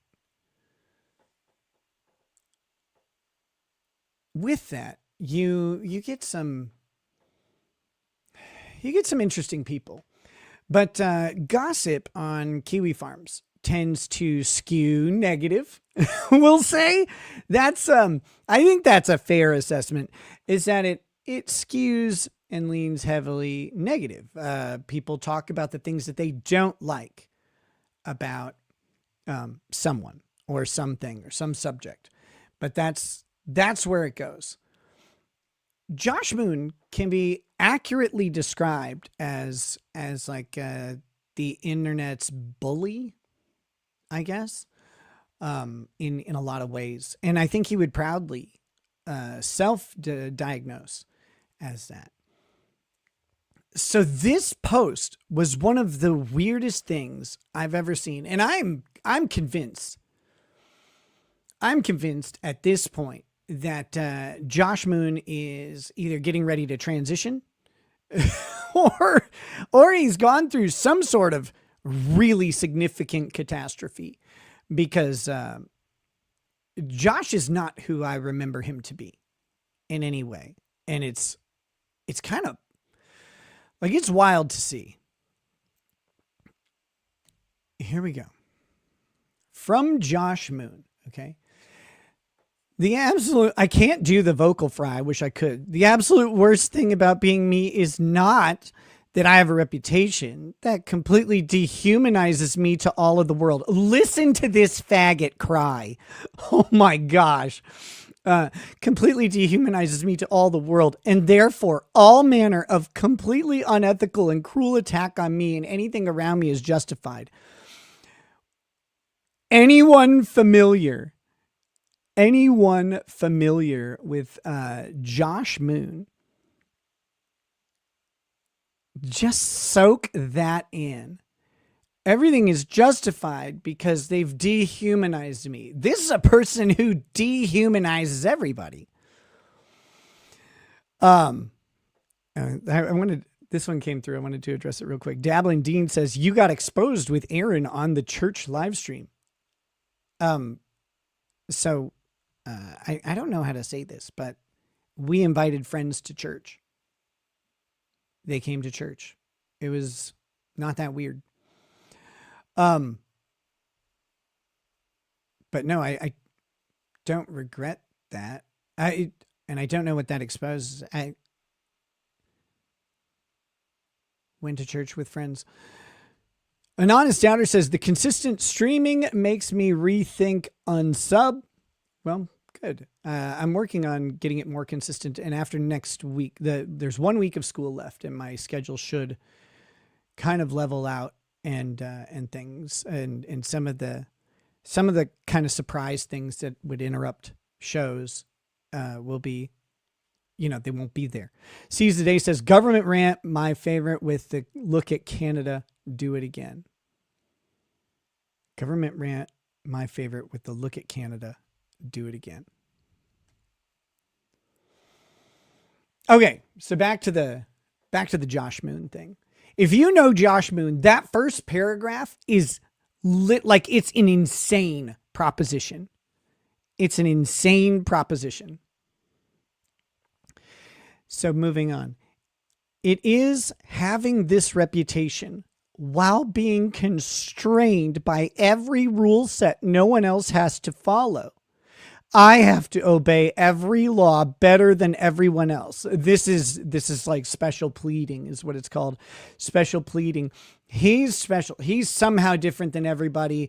Everything's more unfair for him, as if anybody cares enough for Josh Moon to have an unfair application of rules, but whatever. I have to obey the law better than everyone else, appease my users more than any other forum administrator. And while also suffering in silence every time anything happens, because any weakness is something to be seized upon by people who hate me and my community. Oh my God. What is happening? Like, was his account hacked?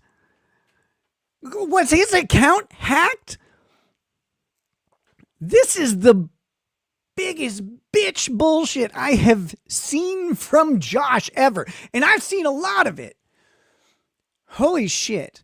Like, I legitimately question this the whole time. Like, cause this is insane coming from Josh. Now, Josh has never done a push-up in his life.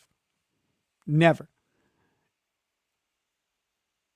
To have him sit here again, to act like he's under a special rule set and special laws that no one else has to deal with, no other forum administrators have to deal with whiny users, is crazy. It's absolutely nuts. And he's like, and plus I can never be weak. Okay, sure, Josh. I guess.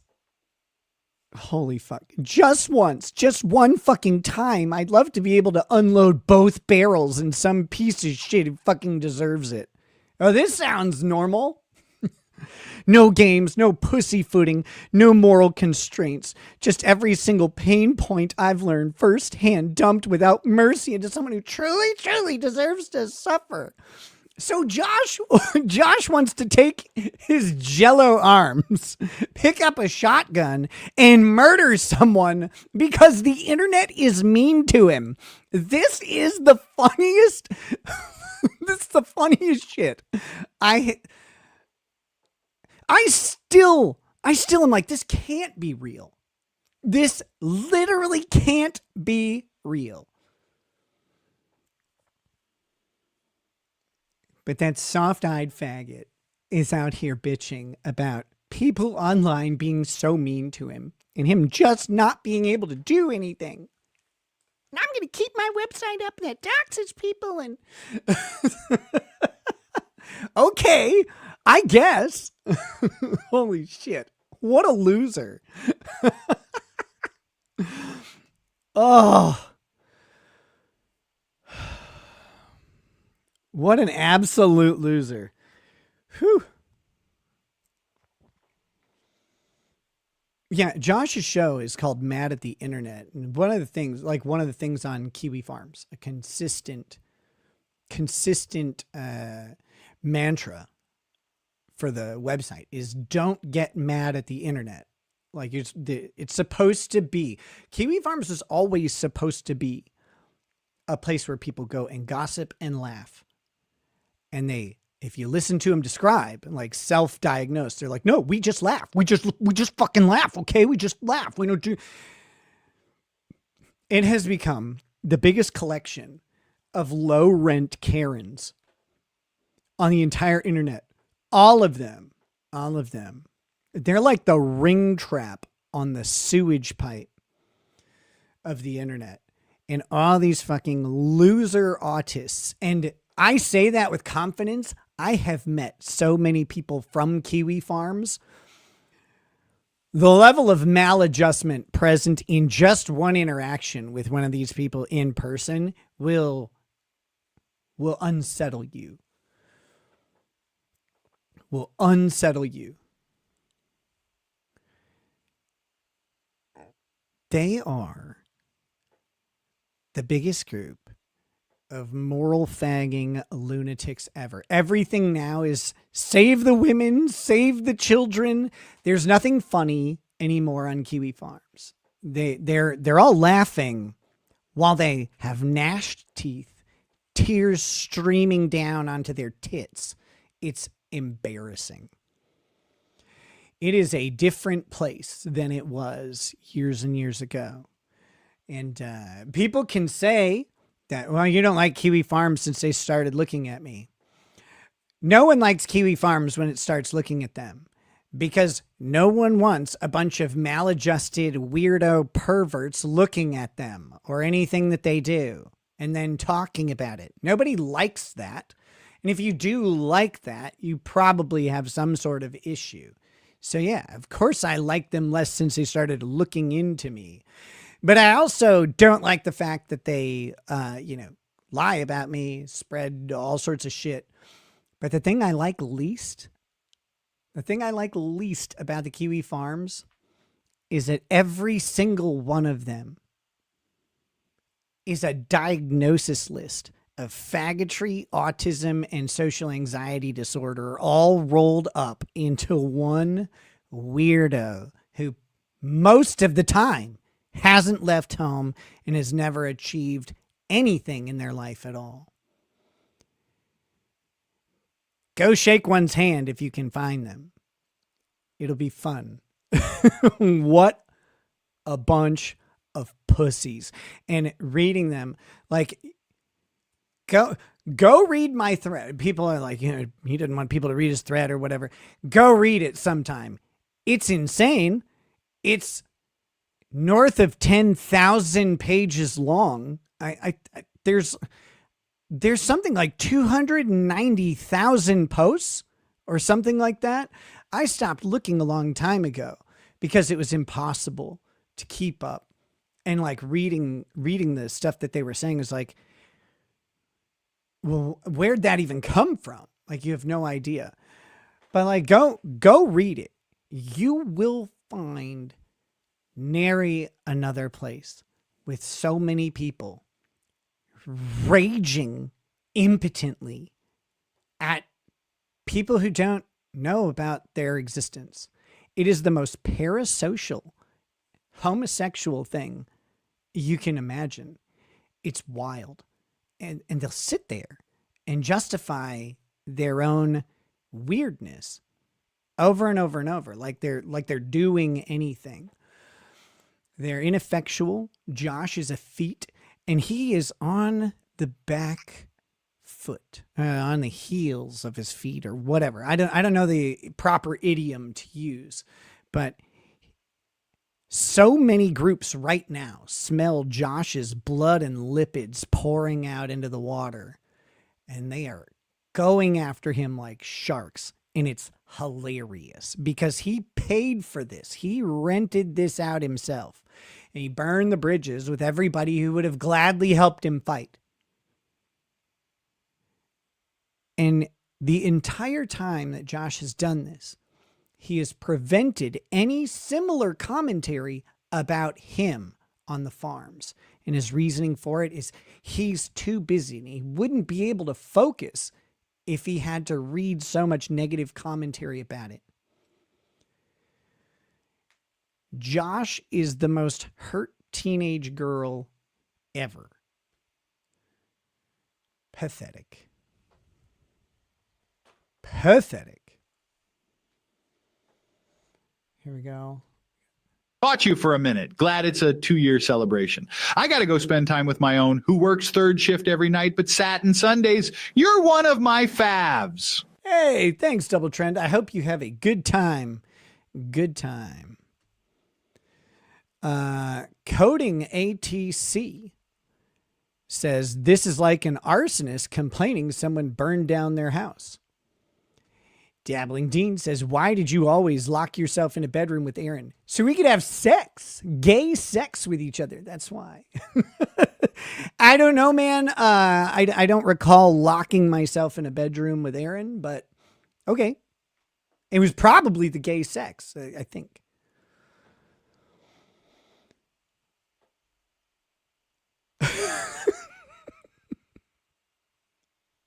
It was all the cum. That's why.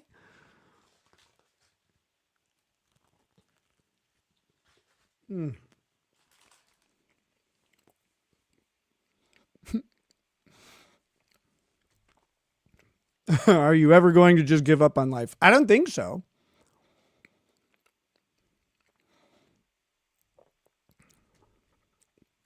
Isaac Kripke. Yeah, we believe you. Good. Believe whatever. This is a thing that, well, this is one of the things that the past 2 years have really taught me. There is no like explanation, reconciliation. There's no redemption arc in the eyes of some people. Like, there isn't a thing you can do. They will accept every single lie, negative comment, whatever. They'll accept it. Sight unseen. And there is absolutely nothing you can do to change the belief that they have. Like, directly. They may change their beliefs over time. They may do that. There's nothing you can do. You will never satisfy or appease the person, because in reality, the person is just angry. They're just angry for whatever reason. Maybe they have a moral conviction that you violated. Maybe they feel betrayed. There's valid and invalid reasons for it, but they're just angry. And so they're going to sit there and bitch about it. And there's nothing you can do that will make them unangry. Their anger has to abate at some point for that to happen. And then they can choose to believe something different or change their mind or whatever. They could say, I now accept it. And it's like, okay, well, it doesn't affect me. In the real scheme of things, you can allow things to affect you. You can engage it in whatever way that you want. And the effect will be, different based on how you engage. But there is absolutely nothing you can do to change those people's minds. So you just take it and do whatever you want with it. These days, most of it just rolls right off. And sometimes I get a little bit upset or I get annoyed or whatever. And I'll either rant about it or I'll just not. What else do you do? What else do you do? But some retard in a Section 8 housing in Ohio being mad about your life isn't really that big of a deal. Get over it. But you won't ever fix it. And you'll see it over and over. They'll be like, if you just do this, this, and this. And you'll be thinking, well, I did those things. Or I don't know how to do those things. I don't know how to give you what you want. Don't bother. Don't bother. Because you could do everything that they ask verbatim. They'll feel the same when you're done. They won't change their mind. They never will.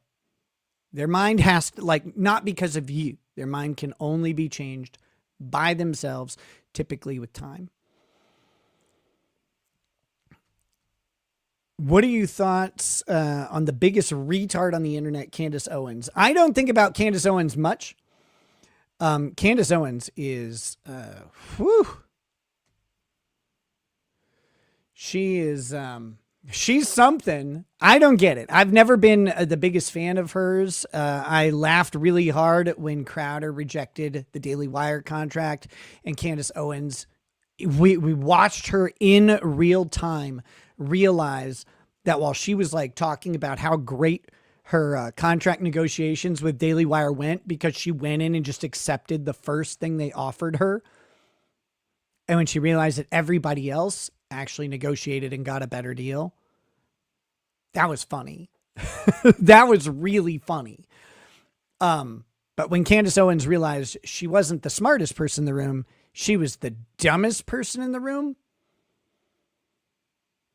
That was great. That was my favorite Candace Owens moment. Other than that, I don't really pay attention to her. I don't care. Someone asked, what do I think about, do the lawsuits against her have any merit? Those are really tricky. The interesting thing about the Macron versus Owens lawsuits is why the U.S. government, how do I word this? If Candace Owens tried to sue Emmanuel Macron, right? If the roles were reversed, Trump could step in and shut the lawsuit down in the interest of foreign relations. I have no idea why we have given the French homosexual leader, Emmanuel Macron, I don't know why we have given him standing to sue an American citizen. I don't really care for Candace Owens. I don't think she's particularly smart. Her content is not my favorite thing. She goes into conspiracy stuff more than I care about. And if you guys like it, great. I don't begrudge anybody liking Candace Owens. Just not my thing. Okay. I don't think anybody should be sued by a foreign head of state without intervention from the White House. No matter who's president, no matter who's being a foreign head of state suing a U.S. citizen, I think we should be shutting that shit down. That shouldn't be allowed. There's nothing good that can come of that from a foreign relations perspective.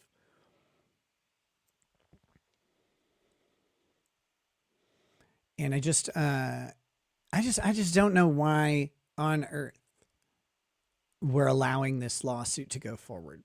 It seems to violate federal standing requirements. It seems to violate any sort like ideas of foreign relations. And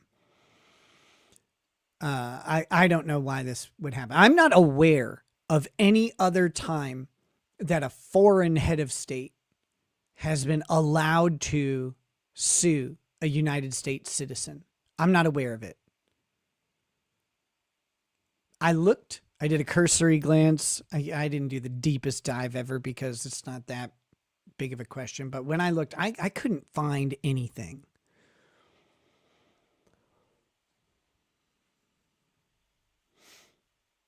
Let's see.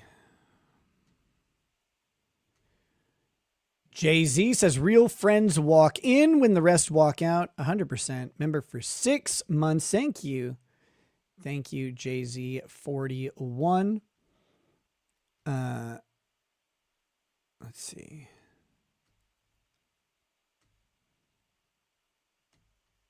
Dabbling Dean says kids always be hurt you letting Aaron join Ricada family. I don't think you have any concept of what you're talking about at all. Again, you weren't there for the situation. That's fine. But you also clearly don't know my kids. So like this idea that you can determine what they will feel or won't feel, you can't. But thank you for the, you're up to like $10 now. I appreciate it. Wolfgang Deo 61 says, I like Trump, but he did not build my wall. We built a wall. It wasn't the wall. It was pretty good. China's got a good one. A couple other places. There's some good walls. Pink Floyd, I think. Dabbling Dean says, thoughts on Aaron in the church destroying you. I don't feel destroyed. And it's interesting because that question alone shows me that you're not aware of the factual reality of what happened, because you still think the church did something. Triumph is mine in this solitary fight. No one's my equal. I'm the king of the night. Hear me roar. Feel the fire in my soul. I'm unbreakable. Yeah, I'm in control. But in the quiet hours, when the world's far away, my faithful companion, you light up my day. Instapot, baby, you're my pressure queen. Electric heart, humming, cooking up my dreams. You refuse to seal, steam, slipping through the crack, frustrating my meals, but I keep coming back. You're the only one who gets me through thick and through thin. Together we'll boil over. Let the victory begin. Oh, I'm rising up. Yeah, I'm claiming my throne. You haters and fakers, leave me alone. You're beneath me, you weaklings, you scum of the earth. Crush your dreams. Show you what I'm worth. Triumph is mine in this solitary fight. No one's my equal. I'm the king of the night. Hear me roar. Feel the fire in my soul. I'm unbreakable. I'm in control. I'm unbreakable. Yeah, I'm in control. Alogatog says, did you end up apologizing to Montegraph? No, I never apologized and I never retracted anything. He withdrew his lawsuit because he didn't want to do discovery. That was about to get really uncomfortable. One of the questions that we had in the interrogatories, he got the list of interrogatories and his lawyer called my lawyer pretty much right away and said, hey, we want to withdraw the suit. And, of course, the interrogatories was, please put down the first date you were called a pedophile. Please put down the first date you were called a pedophile. And that kind of ruined his whole case. It was like, please list every time someone on the internet has called you a pedophile. Please list every lawsuit you lost when someone called you a pedophile and you unsuccessfully sued them. So he withdrew the lawsuit. And I have never and will never apologize nor retract those statements. I 100% believe them to be true. And I can't believe anybody would suggest that I should change my mind on that at all.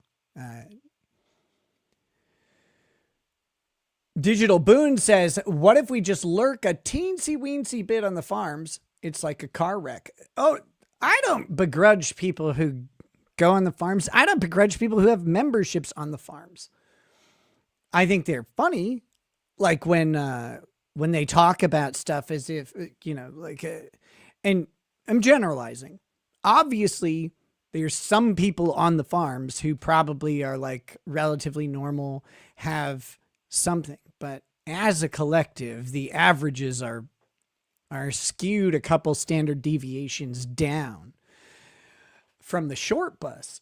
But no, like go entertain yourself however you want. That won't bother me. Miss Fem Natal says, can we please get Pressure Queen tonight since we've been a good chat? Absolutely. You've been a phenomenal chat. A phenomenal chat. Dablin Dean, you're on suspension. It's called the faggotry punishment. Your questions are gay. Go away. Send in all the $2 Australian. I realized it was $2 Australian, which is less than $1 in reality because you fucking gay country doesn't exist. So with that, no, donate more and I'll think about answering. But other than that, I'm not going to do it. What do we got? Kaufman says, hey, Nick, nice makeup. How do you feel about setting a membership goal to listen to Pressure Queen or Hey Maya? It feels like we haven't listened to the actual song in a long time. I'm okay with setting a membership goal for that. Get to 100 members. We're 24 away. And I will play Pressure Queen immediately.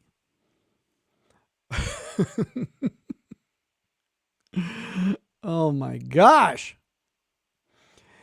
Okay, just a second. Just a second, Peachy. I just saw your thing.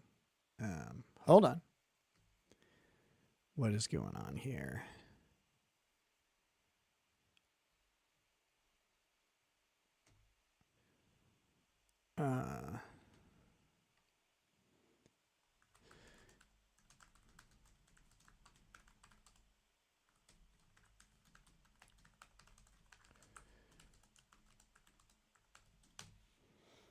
There we go. All right. Thank you, Peachy, for that. Sunderwear says, I can't believe no nose cam with white powder on the nose. I thought about it.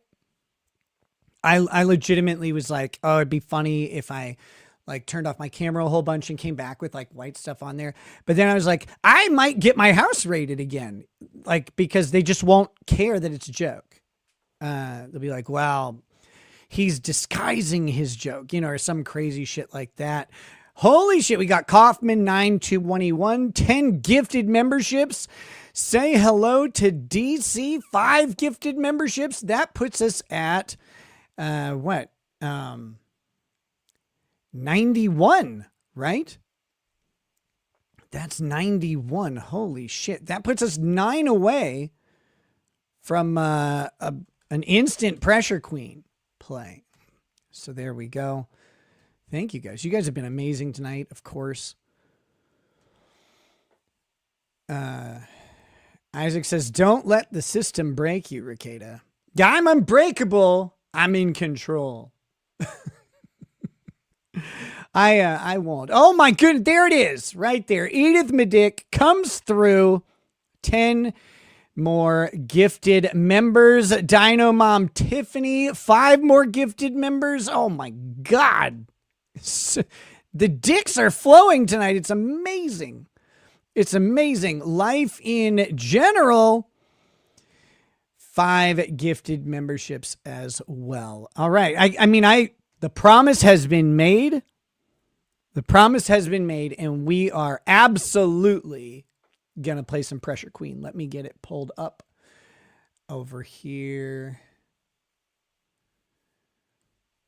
Did you end up apologizing to Monograph? Like, it's always wild when you find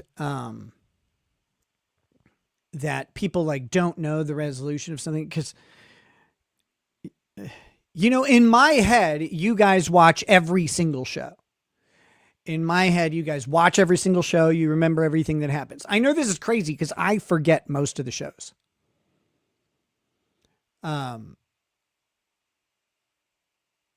So, but in my head, is still like, you guys heard everything I said. You watched every minute of every show. And I know that's ludicrous, like when I actually stop and think about it. But until I've thought about it, that's just how it kind of hits you. So, I forget that happened. Jenny LJ gifting 10 memberships as well. Oh my goodness. Thank you, Jenny LJ. That is fantastic. That's 121. 121 members so far. Let me update that so that it's so that the banner is accurate. Fucking crazy. You guys wilding out over here. It's like a teen gathering night or whatever they call that thing where all the like ghetto kids get together and trash stuff. Those are cool. DX Mania, 10 gifted memberships. Oh my God. Someone said, someone in chat was like, nice shiner, bro. I know. I did a really good job making it. After Pressure Queen, I guess I can tell I'll tell the black eye story from 2 years ago, because again, people don't know.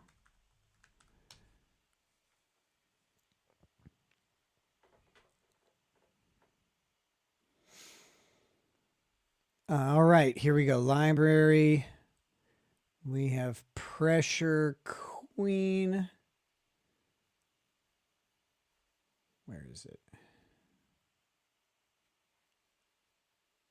Here we go. This is the one. Are you guys ready? Here's some Pressure Queen.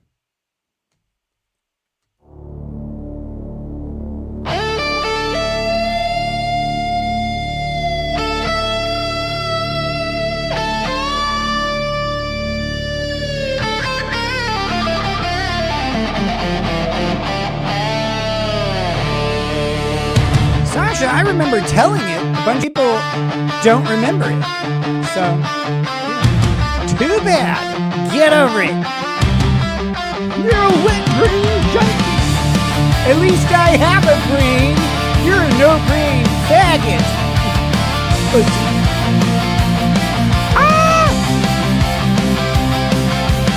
Standing tall on this mountain of fools. We're spinning round, but I'm breaking the rules. They look up at me, shadows in the dust. Bonnet shining, tufts like a crown of rust. Enemies swarm like ants at my feet, but I'm the giant, they can't take the heat. Daily grind tries to drag me down low. Demons whisper, but I tell them where to go. Oh, I'm rising up. Yeah, I'm claiming my throne. You haters and fakers, leave me alone. You're beneath me, you weaklings, you scum of the earth. I'll crush your dreams, show you what I'm worth. Triumph is mine in this solitary fight. No one's my equal, I'm the king of the night. Hear me roar, feel the fire in my soul. I'm unbreakable, yeah, I'm in control.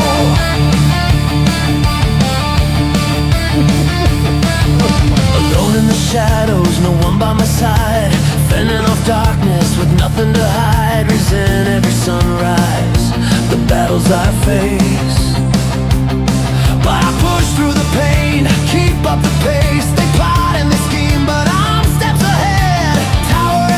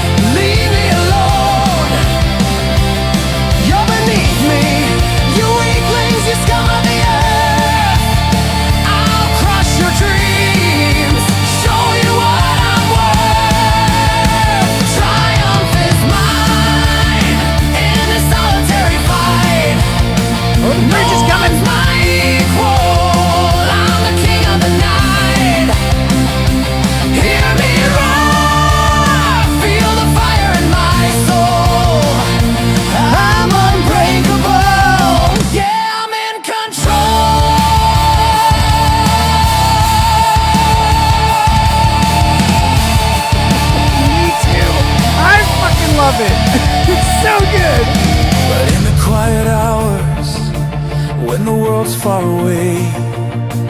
My faithful companion, you light up my day. Instapot, baby, you're my pressure queen. Electric heart, oh man, cooking up my dreams. You refuse to seal, steam slipping through the crack. Frustrating my meals, but I keep coming back. You're the only one who gets me through thick and through thin. Together we'll boil over, let the victory begin.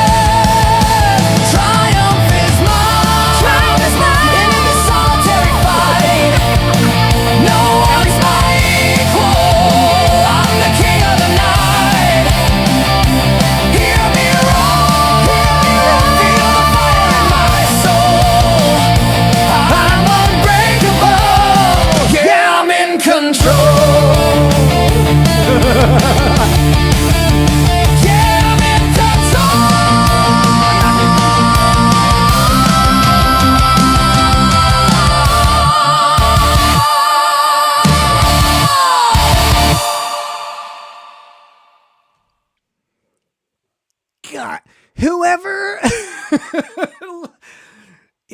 I always think about like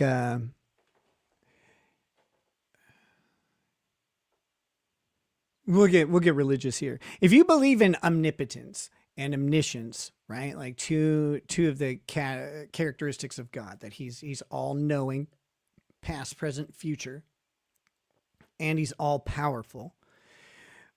It's an unfathomable thing for us to know all and to be able to influence any and every, right? We can't do it. But I have to believe that Kurt's existence and Suno's existence are both justified, if for nothing else in history than to make that song. That God did have a plan, and that was it. That was it right there. I fucking love that song so much.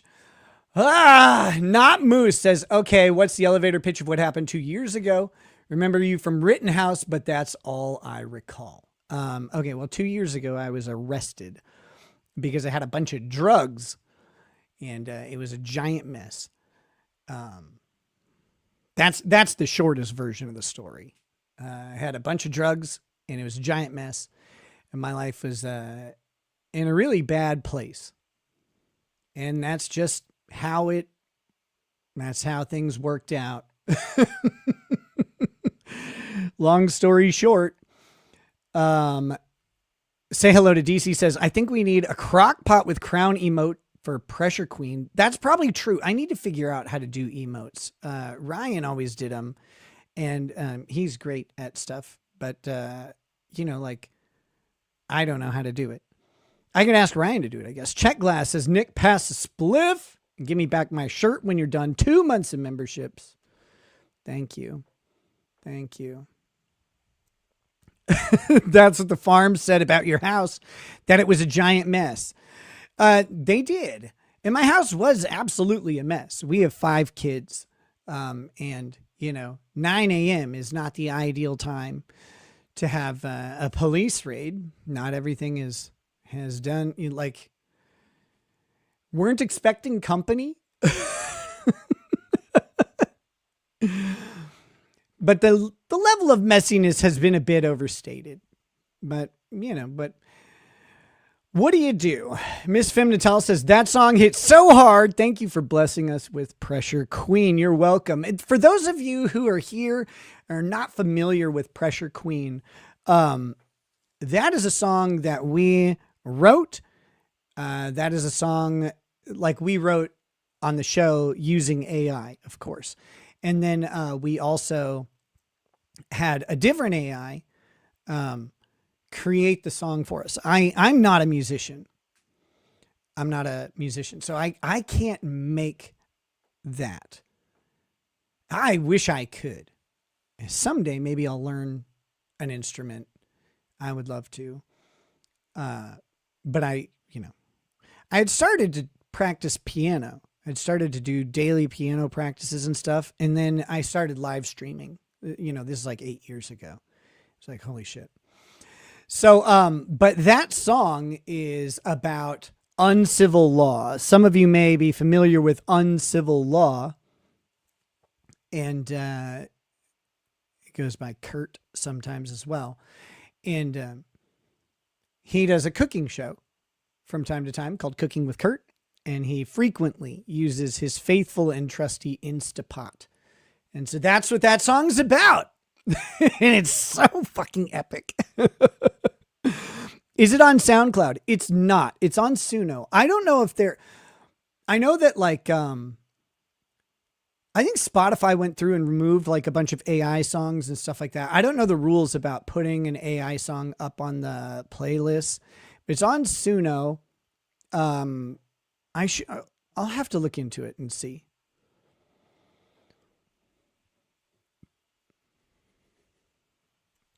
Lol, has Kurt lost weight yet? I don't know. I don't think so. Meavy says he also wears makeup. Right. And actually, I got to say, some of Kurt's technique was not used in creating this black eye. Not at all, actually. So I did not delve into my knowledge of makeup that I got from Kurt in the creation of this black eye. That was entirely done with my own skills. The felon attorney says that song is about an Instapot. Yes, that's the bridge. Instapot, baby, you're my pressure queen. Oh my God.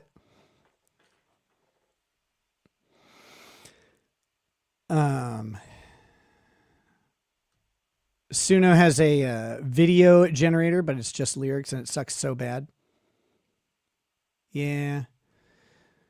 Yeah, I've never been good at generating video with AI. I did create a black guy, yes. Seize the day.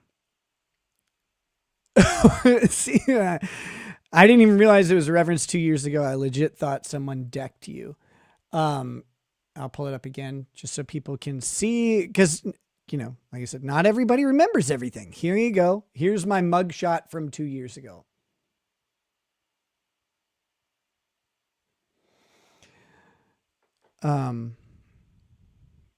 I guess like really quickly,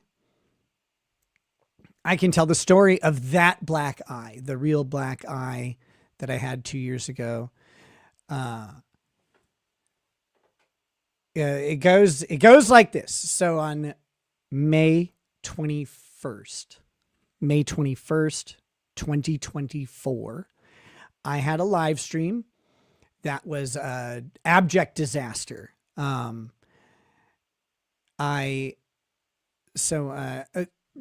me, Beet Soup, to talk about this ghostly pale thing.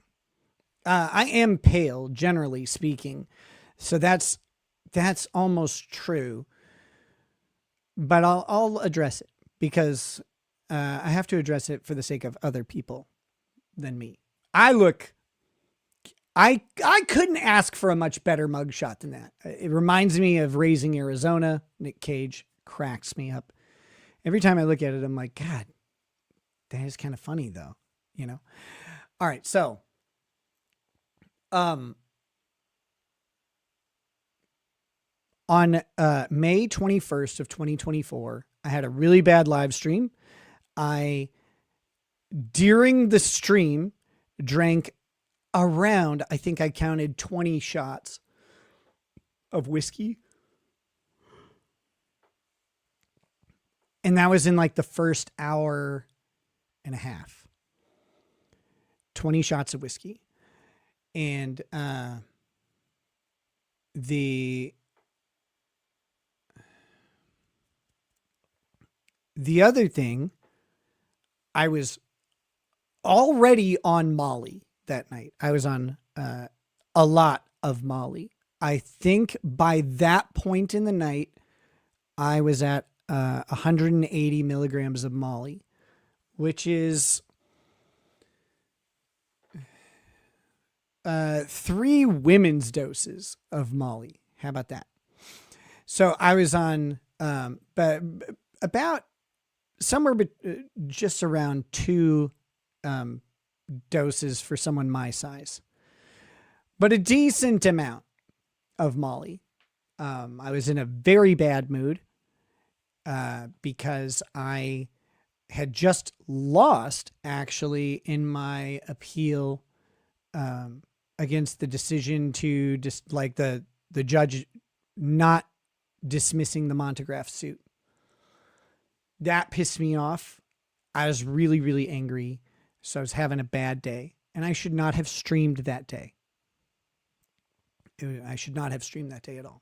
Okay.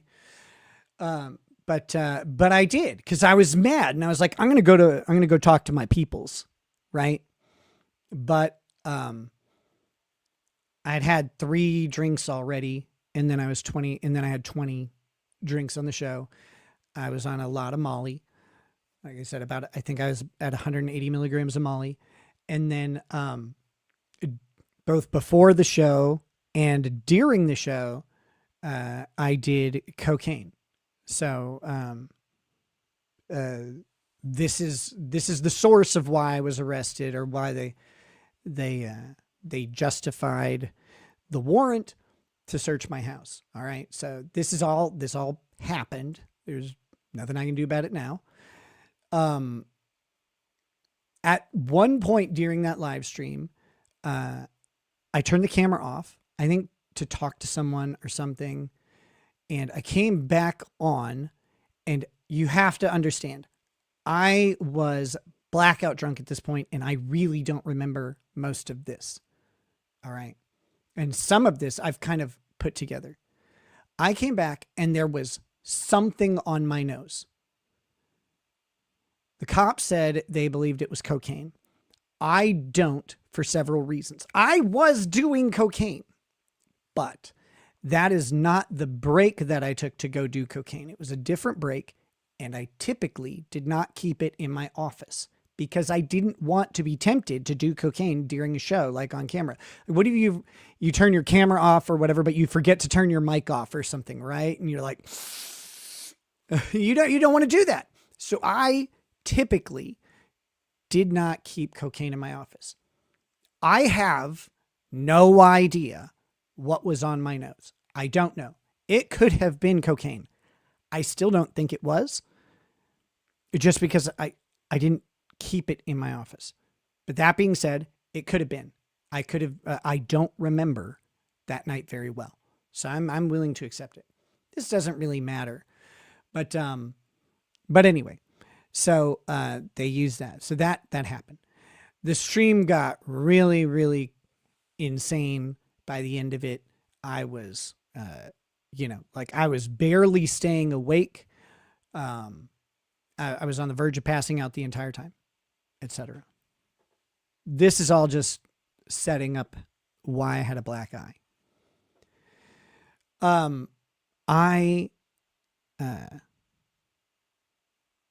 After the show, so that show ended.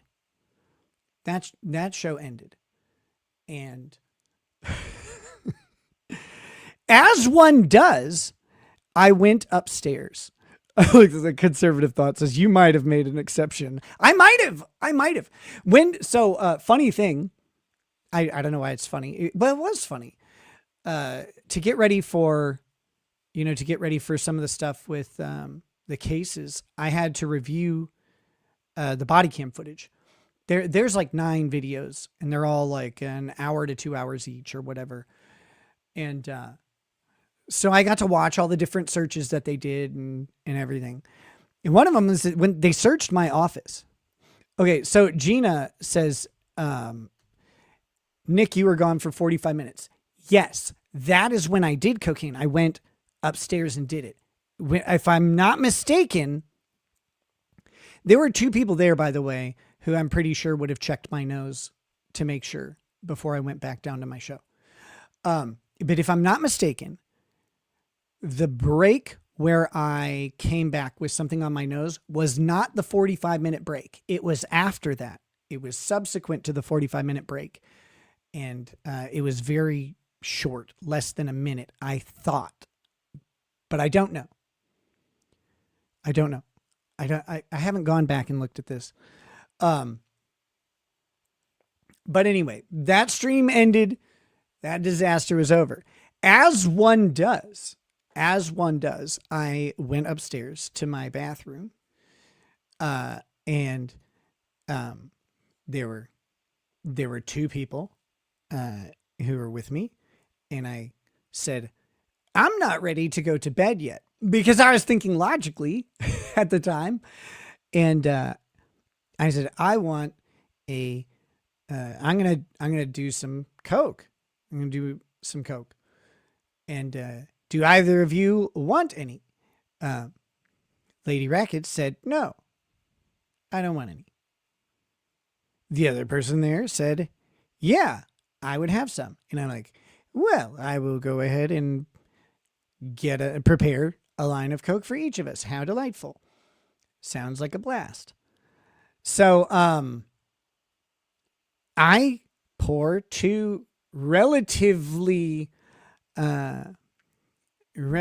fat lines of powder onto my bathroom counter and got everything lined up. And then I ripped that line. I was in the bathroom alone at the time. I ripped that line, and everything was cool. Everything was cool. And then I woke up kind of I was crashing into a wall, and then I was on the floor, and I woke up and I was like, what the hell? And, the person who was not in there to do their line of cocaine asked me, she says, what the fuck happened? Like, I don't know. I must have tripped on a dog toy. And I hit my face on the bathroom counter. This. I landed sorry, it's doing it mirrored. Ah! Damn it. No. Yeah, like this. I hit here and on the bathroom counter, right on the edge of it when I fell. I didn't really know this, but I did. And I was like, that's just weird. I figured I tripped on a dog toy. And so she's like, okay. And I'm like, I'm fine. Don't worry about it. I just kind of stumbled. And I didn't even really know that I'd fallen. I didn't know that I hit my face directly. It didn't hurt. So the other person, she does the line that I poured for her. And she says, ow, what the fuck? Oh, this burns. What did you do? And I remember, I'm really drunk still at the time. I go, oh shit. I grabbed the wrong bag. And I realized I had not poured out lines of cocaine. I had poured out 2 lines of ketamine. And I said, we gotta go. We gotta get to a place to lay down. Right. And so if you snort ketamine, it hits you really fast. It could be a minute, it could be 5 minutes, 10 minutes or so. But I mean, it hits really, really fast. And, so, the one thing about ketamine though is that the overdose on ketamine is it's a catastrophically high amount. The thing that makes ketamine relatively dangerous is people will do it. It's a paralytic, and they'll do it like in a bathtub or a hot tub or a pool. And they drown. That's a big problem. But ketamine is a paralytic that doesn't paralyze your respiratory system. That's why it's such a popular field anesthetic and field paralytic that will allow combat medics use ketamine, because you give someone a pretty heavy dose of ketamine, you can cut off an arm even, and they don't really know. So when I'm saying like they were fat lines of coke, they were probably, 150 milligrams of cocaine. Ketamine's a little bit of a different crystalline structure, so it sits differently. These are probably like 300 milligrams of ketamine. Okay. Overdose on ketamine is like 3,000 to 5,000 milligrams is when it starts to maybe get into overdose territory. So I know it sounds weird or whatever, but this is, I hate saying stuff like this. It's actually a safer amount of that drug than the same amount of cocaine, if that makes sense. So, but it's a paralytic. So your body's not going to work pretty quick. So I was like, we got to get to a place to lay down. We didn't make it. We did not make it. Almost did. And then both just collapsed on the floor. I remember Lady Rackets laughing at me, calling me an idiot. And I said, I'll see you soon. And then, then my vision went down into the carpet, and it was, then I had a cool hallucination, and you wake up in like an hour. And yeah, so that's that. I'm not trying to glorify anything. But that's how I got the black eye for my mugshot. So that was on the night of the 21st, morning of the 22nd. The 22nd was a pretty cool day. It was a blast. Laughing about the ketamine thing. I had no idea that the stream was as catastrophic as it was. So I'm like, hey, this is great.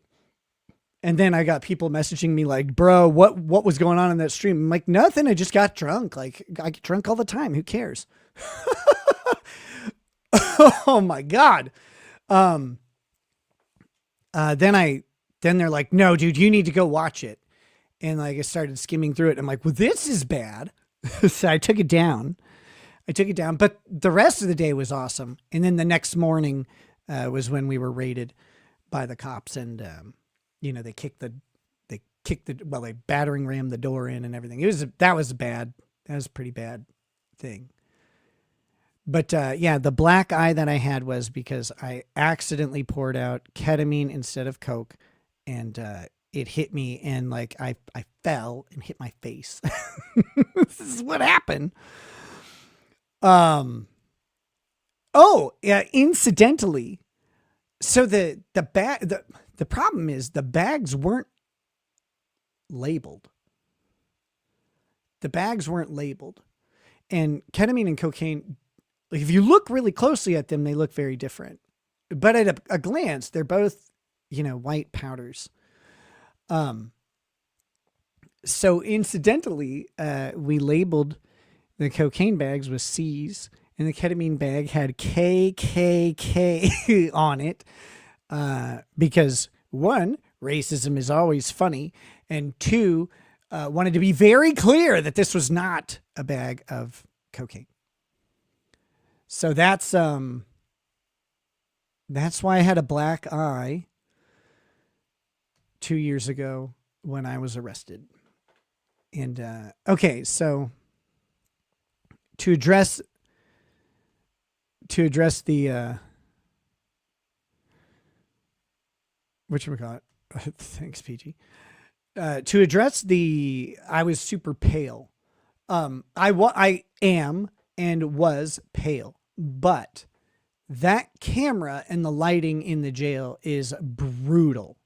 It is brutal. Some places take very nice mugshots and they use like a camera and stuff. Our county is asshole. And what it does is it has a shitty webcam mounted far away from where you are. It's grainy. It's, and the white balance is way off.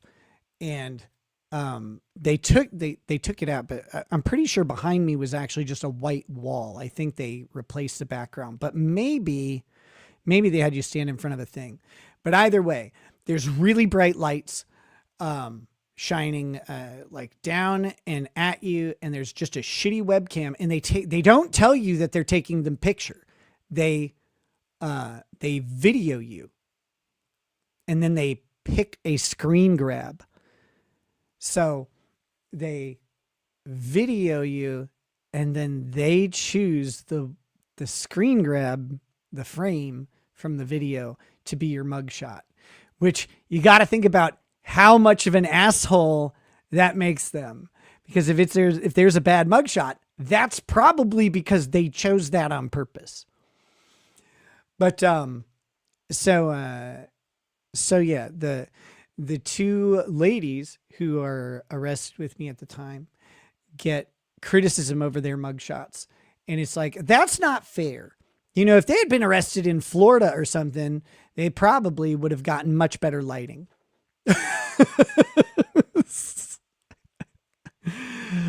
Oh. So, yeah.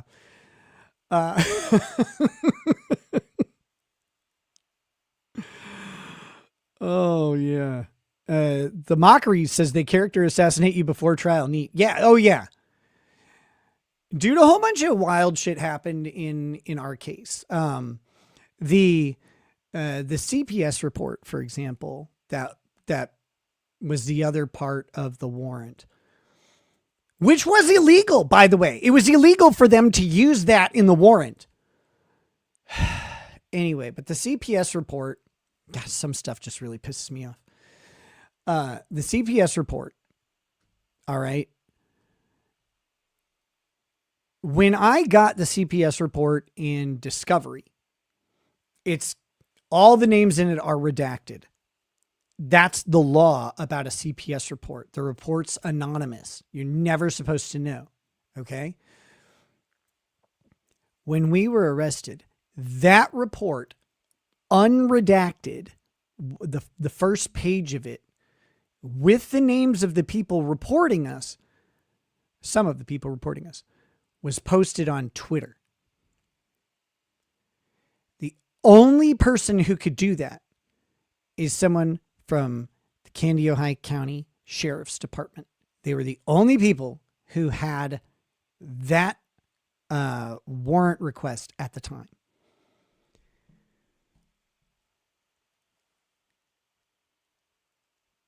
Again, that's illegal, highly illegal. And they did it to, I mean, they do it to shame you and do, you know, whatever. I mean, it doesn't really matter. But that shit happened to us. And it's hard to explain like how fucking evil that is. Here's the thing. That CPS report was taken by the sheriff, and what they do is they send it to the county family services.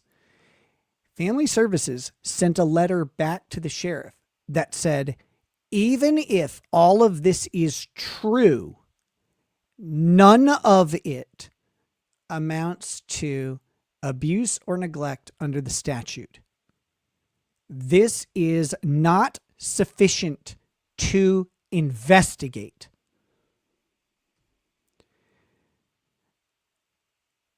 When the cop made his under oath affidavit to the judge, he omitted that letter.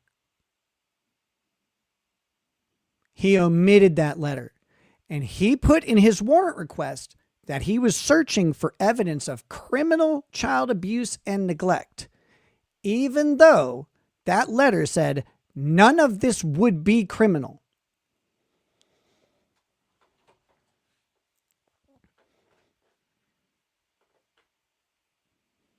And the judge just doesn't care because the system does not actually care about your rights. But the biggest problem in my case, and this is the one thing, this is the most important thing. The biggest problem in my case is that in regard to the drugs, I was guilty. I had them.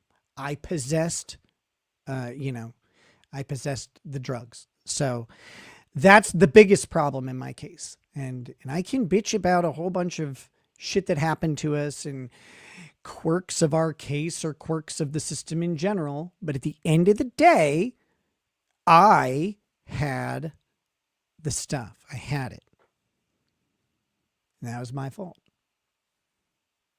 You know, that's the responsibility you have to take. That's the accountability that matters.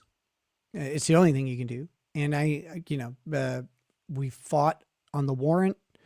The judge wasn't having our warrant fight or warrant challenge. It didn't even give us the hearing to challenge the warrant and to, get these facts on the record. And so when we lost that, and then he said, you don't get your hearing, I think we appealed that and they said, nope, you don't get your hearing. And it's like, well, what do you do at that point? So that's, I had the stuff. I was guilty of the crime. My rights were violated. The cop lied under oath. I mean, I don't know but if you can't fight it, you can't fight it. So, you plead guilty. Ultimately, the person at fault, of course, is me. I'm the one who had the stuff. And I shouldn't have. So there you go. Can bitch about everything else all day, but you never can forget like whose fault it was. And ultimately it was mine. Seize the Day says, update, Government Rant and Pressure Queen are my favorite. Yes, Pressure Queen. Pressure Queen turned out too good. Too good. Maverick Cuba says, bro, just tuned in. Please explain the eye. Sorry. Look, it's just, I'm in cosplay. I'm dressed up like my, if you missed it, like my mugshot from 2 years ago. The black eye on me now is fake. It is a product of my excellent makeup work.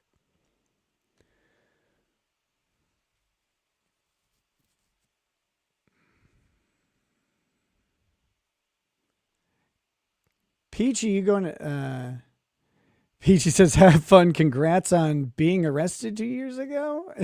Yeah, I don't know. It's kind of a weird thing, but yeah, if you're taking off, thanks Peachy. I really appreciate it. Thanks for handling that stuff. Okay. What do we got? Winston Smith says, running behind, but family law isn't real law. Not shocked she didn't know the rule of completeness. Yeah, no, and it really isn't. It's complete pretend. Because there is no standard. I mean, the standard is best interest of the child, which is something the judge just determines. They really don't have any guidelines on it. Maverick Cuba says, were you getting under the desk love? No. So two persistent rumors is that there's a clip from that live stream. And I've talked about this before, but here we go. There's a clip of that live stream where people believe I was either receiving under the desk love from someone else or that I was going straight to town. Like I was jerking off is the rumor. And I will say this. I wish I was jerking off at that time. I wish. It's a much less lame story. What I was actually doing was passing out. You can see it. If you watch that clip, you can see I'm about to go. And I had a sore or a wound or whatever on my leg. I don't remember what from. probably drugs. And when I was passing out, I had the presence of mind to shove my thumb into that sore as hard as I could. And then it woke me up. The pain, that jolt of pain was enough to kind of kick me back. And then I shake my head and then we move on. Again, at this point, I'm on a significant amount of Molly. I'm on 20 something shots of liquor, and I'm on a whole bunch of cocaine. There is no working. there is no jerking off or anything. It won't work. I was under plenty of substances to kill that bad boy at that time. Like that wasn't going to happen. So, he says, I honestly didn't pick up on it. Was literally sweeping floors as a janitor. No joke intended. I didn't think anything. No. And I wish it was a better story than that, but I was passing out and, did the only thing I knew of to stay awake. But yeah, you could have 45 Thai hookers giving me a simul job at that point. It wouldn't have helped. Nothing would have happened. Criminally Confident says, hi, love you. Can we book a little together this week? I'm so proud of you. You're having such an impact on people through your testimony. What do you mean book a little together this week? Like a show or something? DM me. I'm potentially down. Depends on timing. If not this week, then next week. But yeah, talk to me.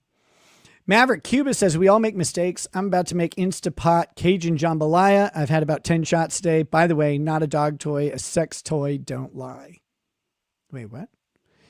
Oh, no. It was a dog toy, or it would have been a dog toy. But I think what it was my legs giving out from the ketamine. I think that's what it was. Maverick Cuba says, well, at least you hit your Johnny Depp fear of loathing arc. Looks like you'll keep your house as well. Unlike another drunk streamer west of you in Wisconsin, east. That's east. Yeah. Happy you weren't that dumb with finances. Well, we'll see, I suppose. No, my house is paid off. So that's nice. The felon attorney says, Nick, have you ever been to the northwest angle in northern Minnesota? No, I have not. Gen X Medic says, Nick, they have no idea how safe and useful ketamine is clinically. And let's face it, tripping balls beats feeling them reset broken bones. Ketamine's one of those, ketamine's a Schedule 3 controlled substance, which means had you not had that one last good snort on stream that night, you would have spent 20 years trying to catch the herpes AIDS. So I take that as snorting must be good for you. What are you talking? I'll take it. I was about to say ketamine will probably be legal in a decade, but ketamine's legal now. You can get a prescription for ketamine right now. And with that prescription, you can, in the guidance of a clinical professional, you can do ketamine therapy. And they actually use ketamine therapy specifically to help with addiction recovery, believe it or not. So I was going to say ketamine will be legal in 10 years, but ketamine's legal today. You can get a prescription and have it mailed to your house. It costs way more than it does on the street, but it's also pure and safe. So that's nice, I guess. But you can do that. And there are a lot of people. It's not just good for addiction recovery. It's good for a whole lot of things. If you're struggling with depression, anxiety, addiction, any of those things, it's something you might want to talk to a counselor, doctor, whatever about, because the use of ketamine in therapy has been tested It is a recognized therapy, and it's quite effective. That said, psychedelics in general, I think, are going to get a fresh look over the next decade, and we may see similar types of things with mushrooms, maybe with some variant of LSD or whatever. But psychedelics and hallucinogens being used therapeutically and in a clinical setting with prescriptions and regulation, I think is something we'll probably see in a decade really, really increase. Mark Maverick Cuba says, where's the OG Jamaica Hot Boy mugshot shirt? This is the shirt. This is the exact shirt I was wearing when I got arrested. So that's it. Maverick Cuba says, at least you didn't get a Sandra Bland mugshot. I don't know who that is. I sort of recognize the name. Let's see. We've got Wolfgang Deo says, will I ever get to see that May 21st live stream? I don't know, man. I don't know if that's something that belongs out there. I mean, it is out there. I think it's up on other people's channels. I haven't taken it down or anything. I took it down off of my channel. Nick, thank you for keeping me sane at my job that I was recently laid off from just before my 10th anniversary. Can we get a sober toast for all laid off recently? And any advice from you? I would do a sober toast. I don't have... Okay, I do have a little bit of sparkling ice left. So yes, we can do a sober toast. I was going to say, I'm out of beverage. My mouth is actually dry.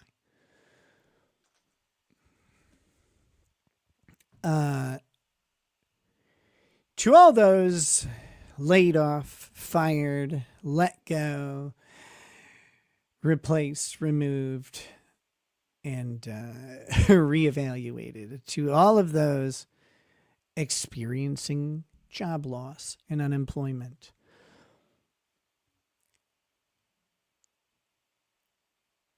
the hardest strains and the deepest struggles are always in the present. They're not in the future. They're not in the past. They're in the now, because your decisions, your actions, and your consequences all meet today for that executive meeting. With that said, every day before and every day after your current trouble will put that trouble into a different perspective, one that is reduced. And the farther away you get from it, the better that perspective will end up being. That's not to say you won't have other shit to deal with. You probably will. But chin up on the employment. There's something else out there for you. And there has never in history been more opportunity for you to make something for yourself.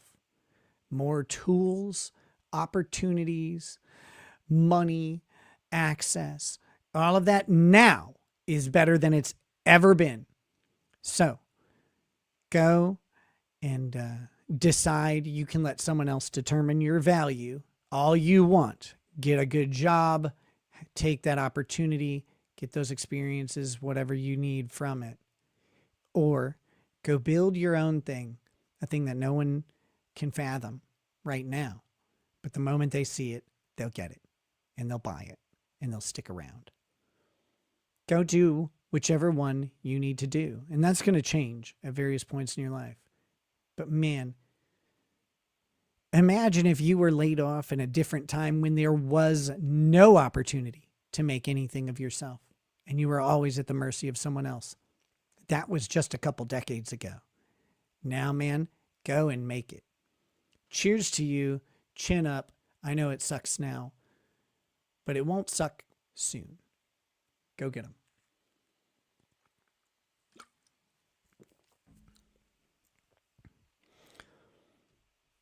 Lounge King says, did the SPLC pay for your KKK? Yeah. How do I get on the racist pay list? Like, who do I have to call some slurs around here? I got a list. Maverick Cuba says, any roll of the dice could have gone anyway. We could have gotten body cam of Aaron high on ketamine in a bathtub full of SpaghettiOs. No, he never did ketamine. I never offered it to him. He was such a bitch about everything, except Molly. He had no problem doing just tons and tons of Molly. He would yell at April for doing cocaine, like literally yell and scream at her to the point where she's crying, and message me in the next breath saying, hey man, can I get some Molly tonight? What a fag.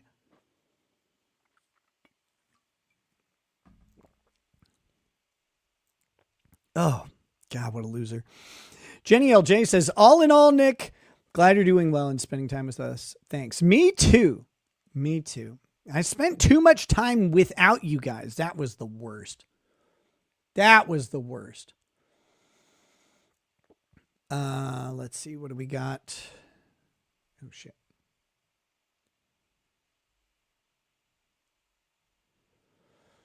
We're at 774 likes. If you're enjoying this stream, click that like button, please. Click that like button. I love to get over 1,000 likes during the live show. It's kind of an old tradition of the channel.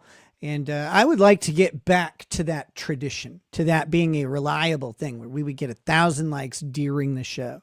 To those of you watching later, click like too. Oh my God. But no, those of you who are here, if you like the show, go ahead and click like. If you don't.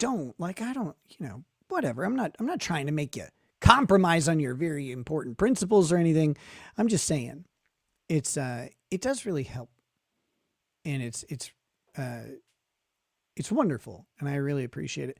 John Jelaine says, was Rekieta's head tilted to the right, making a statement about making a mockery of the mugshot? No, they just don't, like I said, they don't tell you. They just are videoing you. And I don't know why I had my head cocked to the right at that moment. But they take a video and then they take a frame. And they probably picked it because I look like a faggot complaining about like the water here is just too cold, right? Like I was so pissed. Oh man, I was so mad by the time they took that damn mugshot.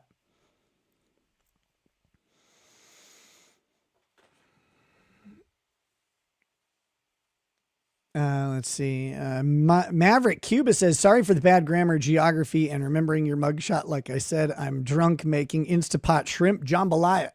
Go get it. Maverick says, Sandra Bland was a black woman, was arrested and probably 187 when they took her mugshot. Look it up. Just a second. The fuck is Sandra Bland?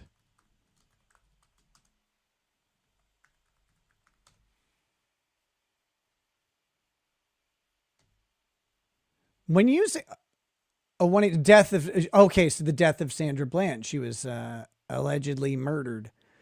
Oh, allegedly murdered by the cop who arrested her. I remember this story a little bit. Okay, I do. Sandra Bland in that mugshot looks like a guy named Jamal. What the fuck? That's brutal. DX Mania. Member for 6 months. Thank you, DX Mania. Says, hey, Nick, was wondering if you had seen anything about the Gretchen Fleming case here in West Virginia. So proud of you for getting through everything. No, I haven't heard of that. I had to think for just a second. I have not heard of it. Bukaki Dixwith. Nick, our stories are similar, just no live stream. And you ended my addiction with a nasty Fenny addiction. 5/31/25. I'll have 1 year next weekend. Get it, brother. And 3 months off of MATs. Hashtag we do recover. Of course we do. We do. It may take a lot of effort. It may have some setbacks and failures, but we do recover. And I hope that your journey continues man, stay alive for the rest of us. Seize the Day says, can you play the intro, The Pope is Back, you had used? Oh. I don't know if I have that handy.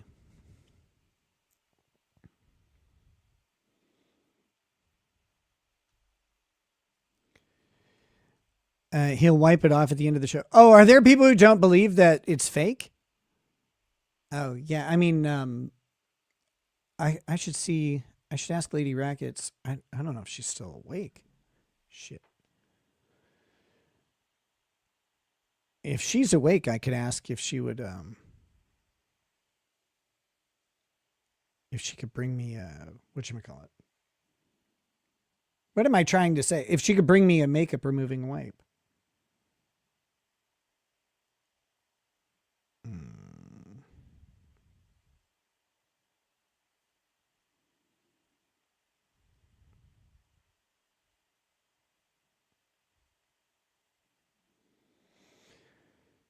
Let's see. What the hell is?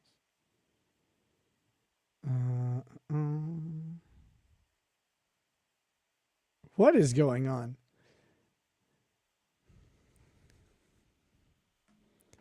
Anyway. Laugh like Joker or I unsub. I don't know how Joker laughs. Oh, wait. When he laughed in the movie, he's like, like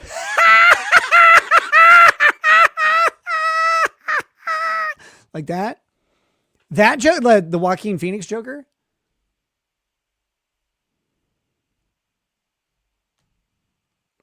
Maverick says, saw you on stream with Turtle Goy.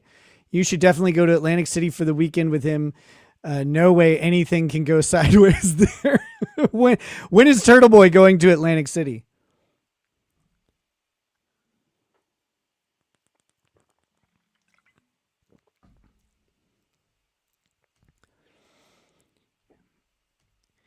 Where'd you get the eye? From the Lord.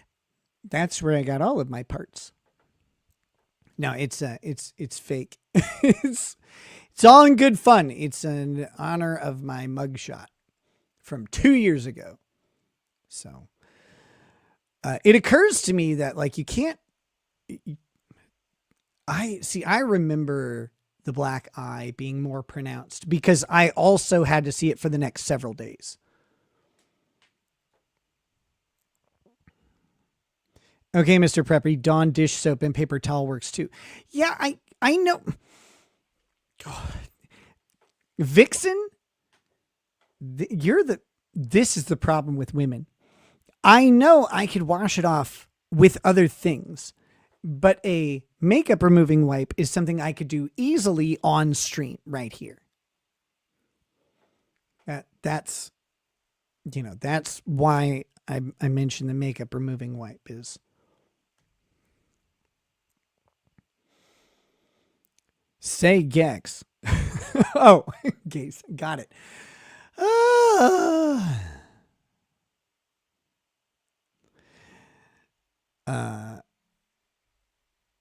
V-Sync says judges love to do that. Let the prosecutor do any old thing while not paying attention at all. Yeah. Well, I mean, there are a whole bunch of things with, like when I mentioned some of these things with my case, understand that I get it, that there are practical reasons for it, right? Like that's why it's so hard to fight, a drug test result. Like if you have to fight against a drug test result, you bring on your expert and they can tell, like they can go through and say everything about how often drug labs fuck up or complain about some methodology or whatever. You can do all of that. But at the end of the day, if a judge finds that the drug testing facility in the city or the county or wherever, there's one in our county, like one private one, you can get a drug test through probation at the probation office. You can do it as well. But the private drug testing facility, there's one. If you have a judge saying that that drug testing facility fucked up something. You put every drug case in the entire county on blast and at risk, and you get $1 billion. Like, that judge is going to have to deal with appeals of cases from that decision.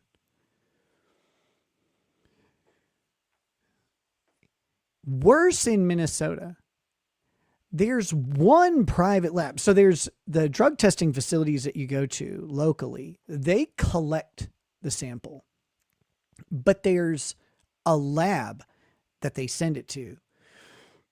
And the lab does the full-on test and mass spectrometry and all that shit. There's like 3 of those in the entire country, which that should be a crime. But there's like 3 major drug testing laboratories in like the entire country. All of the drug testing goes through these couple labs. All of it. Imagine the fallout.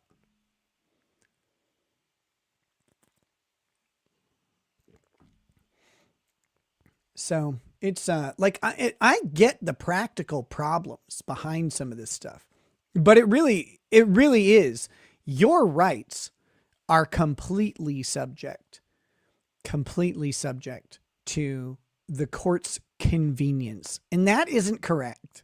That is not right at all. By the way, I think I said thank you, but a big thank you to Jenny LJ for that $50 super chat. That was really generous and amazing of you. Thank you. I appreciate it. Oh my goodness. We don't have wipes, but this is neck remover and pads. Okay, so I just pour it onto the pad. just pour it on the pads, and then I wipe that in my eyeball.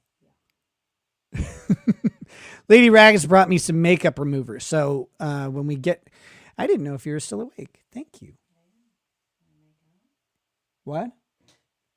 Did you just say what I think you said? Yes. Yes, I do.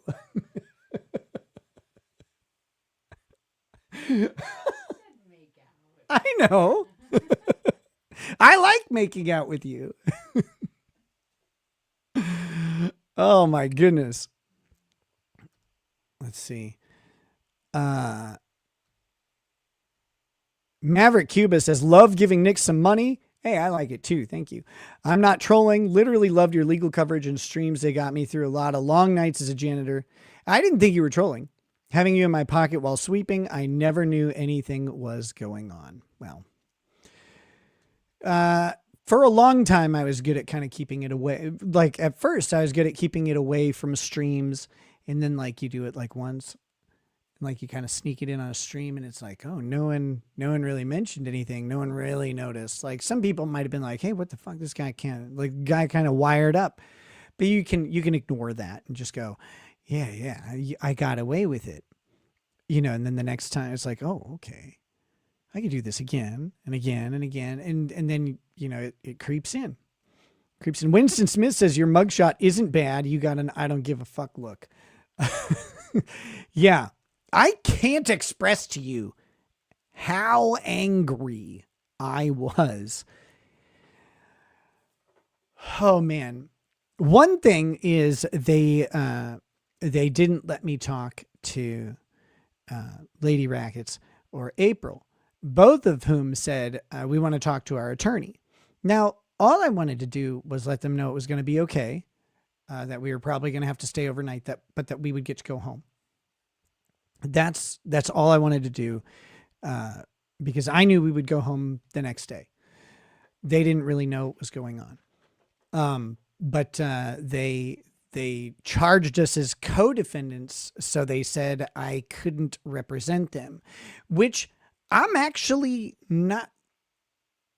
quite sure. I don't know that I've ever seen that rule necessarily, or why that rule impacts a Sixth Amendment, or like why they're allowed to impact a Sixth Amendment right. Like, whatever. But hey, like I understand the concept. Like they're like, oh, we don't want them talking and coordinating stories or something. As if at arraignment that would think about how insane this is, right? I'm not allowed to talk to those two because we're co-defendants, and I'm not allowed to discuss things with them prior to arraignment. Yet, after arraignment, we were going to be released, and I could fully discuss everything with them the moment I stepped out of the jail. So I know, like, people are saying, oh, as co-defendant, you can't talk to someone, you can't be their lawyer, et cetera, et cetera, et cetera. It's like, for the purposes of arraignment, why? That doesn't make any sense. But to me, because again, I could talk to them immediately after. And I suppose, like, I could understand, I guess, not being able to represent them at a full trial because, like, technically I could have thrown one of them under the bus or something. And so that would be a conflict of interest. But just for the purposes of arraignment and that initial period of time, like that seemed improper to deny them their rights. But Michael Brown says, is everything over in that regard? I don't know what regard you're referring to, but yes. Whatever it was, yes. Mary Beth 17 says, Nick, people, if it was real, his eye would be bloodshot. Maverick Cuba says, when you're working and Nick is on audio, it was hard to tell. I honestly thought wife was sick and you were helping her, Lamau. By the way, Nick has based mugshot. Yeah, it could have gone way worse. I don't like the smile mugshots, really. So, I don't know. Tiny Dotoria says, listen, I got worried. Yeah, people, I don't know if you're talking about, I don't know if you're talking to me, but thanks. Thanks for being worried. Oh shit. We got some super tips as well here. Gotta check in. Where's my damn Rumble Studio? That's not it. That's not it at all. But that gave me the answers. We got, let's check in. Rumble has been making its comeback finally, which is nice. It was, it took a bit for, I don't know. It seemed like my stuff just wasn't getting distributed on Rumble for a while. Let's see. What do we got? Real Patriot Party says, wisdom. Technically, you're only guilty because you got caught. Be thankful. Who knows where you'd be if you hadn't, right? Happy Memorial Day. I don't know. I don't know. People, so there's an automatic assumption out there, and this is mostly due to things like the DARE program and also the highlighting and emphasis on certain stories. There's this idea that everybody who uses or even abuses drugs will become addicted and will ultimately, like, just die. Like, it's going to happen. I'm going to tell you right now, there are a massive amount of people who use and abuse drugs and will for a huge portion of their adult life. And they won't ever come close to an overdose. They won't die. They won't destroy everything. It won't take over. It won't ruin, like, every single day, millions of people do these things. Now, drugs have an increased risk relative to not doing drugs, but an increased risk doesn't mean an ultimate and automatic result. So when people say, who knows how things would have happened? Look, I can think of a lot of things where I can go, that would be better. Like, that would have been a better outcome. Because I've had to go through a lot of shit, man. And so it's like, I don't know if if we would have run into health problems or like if things would have gotten really bad. I tend to think no, but I'm an optimist on it. And there's no way to know. I don't want to say like definitely, oh no, I never would have fallen into something. I never blah, blah, blah. I can't know that. I can't know that. But I can only deal with where I'm at now. And speculating on where I might have ended up or what might have happened or that. I don't really have time for that at the moment. Right now, I still have stuff to work through and deal with. And that's my priority. Crunchy Crayon says, I talk lots on my Rumble channel about funded trading opening doors after health stuff and losing a job. Free one-on-one call for laid off coming from Ricada. Okay, so if you're laid off, you can go on Rumble and look up Crunchy Crayons, and you can get a free one-on-one call if you want to talk about funded trading, which sounds like, sort of day trading, stock market stuff. I mean, I don't know if that's what it is. That's what it kind of sounds like. So you can check that out. And, if that's what maybe there's some good options for you there. I'm the real Nick, and I apologize to all Italians for my heinous crimes against their food. No, I don't. Please forgive me. No. I must and will do better. I will not apologize for risotto being busted ass rice pilaf. You tried to copy the French and then you lost. Eat it, Italy. Just got here. Are you going to cover Chud the Builder? Yes. I plan on covering Chud the Builder.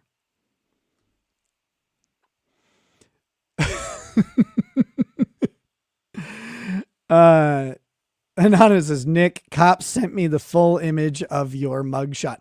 That's not that far off, but I was trying to remember. But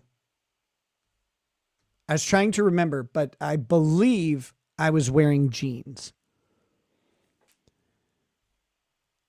Melissa Jane says, fuck off. Risotto is amazing. Look, I'm sorry that the Italians have brainwashed you, but, oh, hey, we overcooked rice and put a bunch of wine in it because we didn't know what we were doing is not a good excuse for calling something new and being like, no, we invented this. No, you didn't. You invented failure, Italy.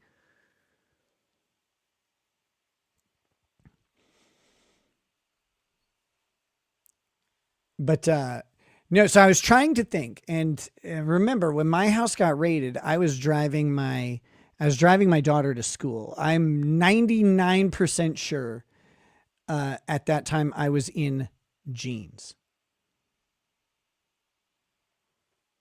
So 99% sure. It's creamy and delicious. Yeah, so are a lot of things. We don't call that some sort of new special creation. Michael Brown says, what the fuck is risotto? Have you ever met someone who can't cook rice and they put way too much liquid in it and leave the burner on too long and pretend there's not a bunch of burnt bullshit on the bottom of the pan? They scoop out what they could salvage and the rice grains are all bloated and overstuffed. Yeah. Italy did that too. And then they covered it up in a government scandal and called it risotto.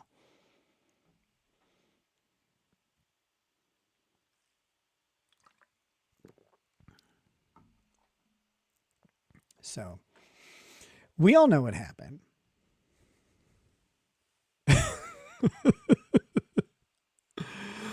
Krusty caught up with Nick and busted his eye. The lawyer you blow.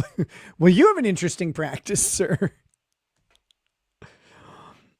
Let's see. What did I get? Damn it. What did I get arrested for? Again, this was 2 years ago. I got arrested for possession of a significant amount of powdery drugs.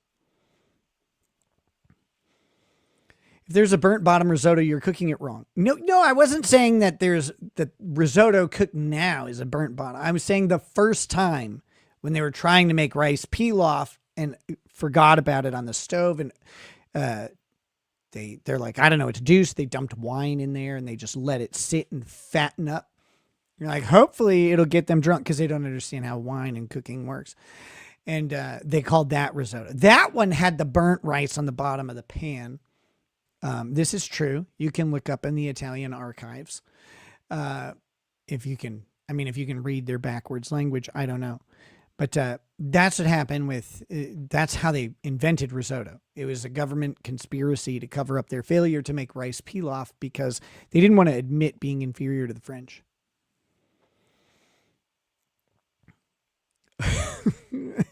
Oh, Pan's Maester, I hate you so much right now, Nick. Yeah, I can read my history books.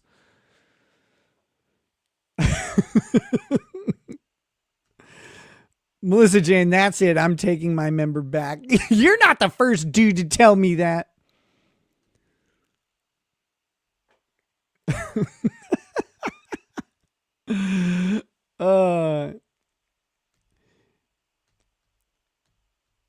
Who knocked you out? Aaron get his hands on you? No, I can't go within 1,000 feet of him or whatever. Nobody did. It's makeup, my friend. I'm gonna take it off in just a second. Wolfgang Deo says, we all know that Subway should cut bread in half. Ew, no! Oh! There's some Jersey Mike's apologist up in here.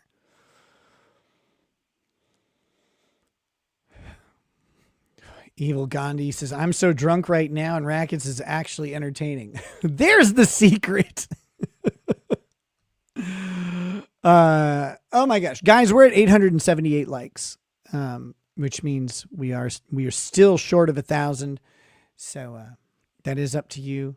I love you all. I will personally, I'll personally send you a thing. I'm not going to do that. That's a lie. I don't mean that.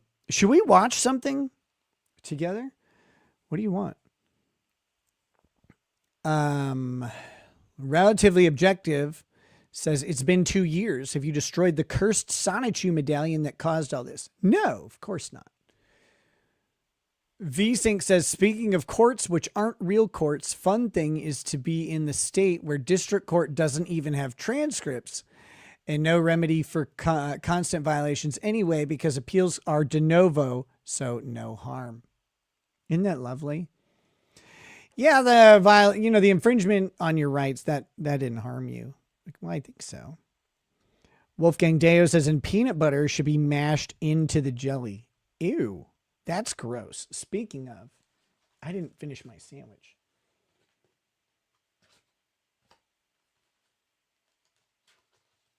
But it is here.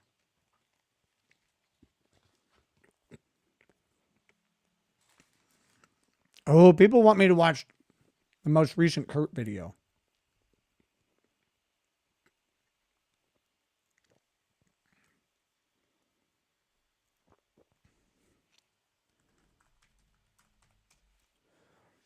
Let's see what we got.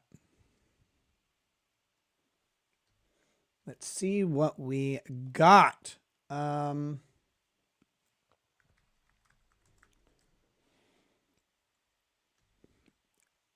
I think the most recent... That's right. It's Kurt and Nate talking about Trump's tax settlement.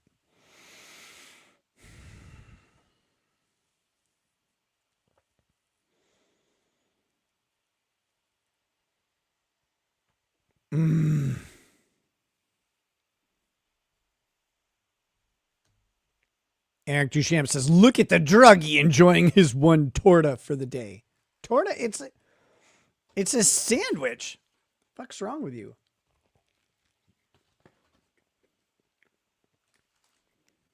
Earlier, I had ramen pasta.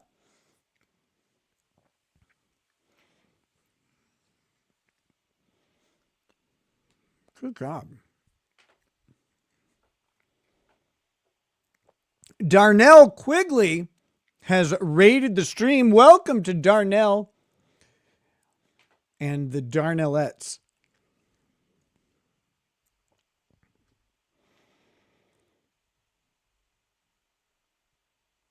Nelson says, are you still a drug addict?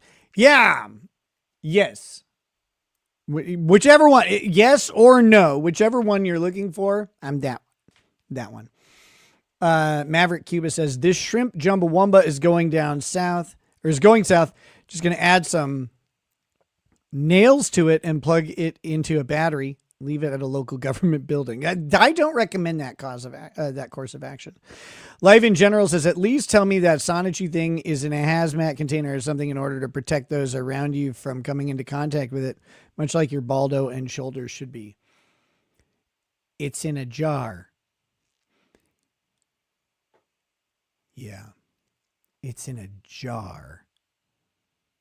And I'm filling it. You want to fuck my life up, Sonic Italian? You want to do that? You want to challenge me? I will put you in a jar and you're going to be swimming. Aaron Troyer says, let's watch Bronca's breakdown of Legal Bites take on Chud. It's Chef's Kiss. Probably. Oh, speaking of great people, hey, the real Lady Rackets, how you doing, girl?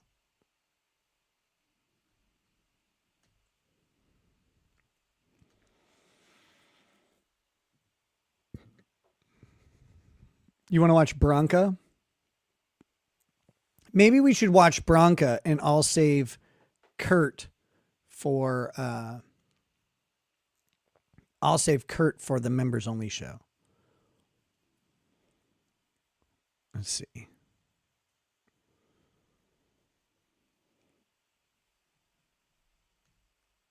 Lori Wolfen says gay stream. Yeah, you're here. That's normal. You just say a normal stream. Let's see.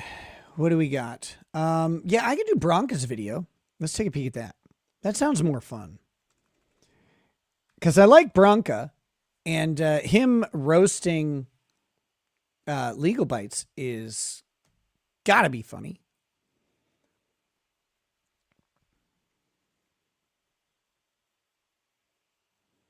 Okay, here we go. Let me. According to local reporting, at around I love how annoyed he already looks. Yeah. Here we go. Yeah, I would rather watch the Bronca Legal Bites video anyway. The Kurt stuff outside of his cooking videos gets tiring. Because it's like, oh my God, it's so boring. Ryan the editor, he says, good night, homie. Hey, brother. Someone made a request for an Instapot with a crown on it as an emoji. If you still remember how to do those and you want to make one, that'd be cool.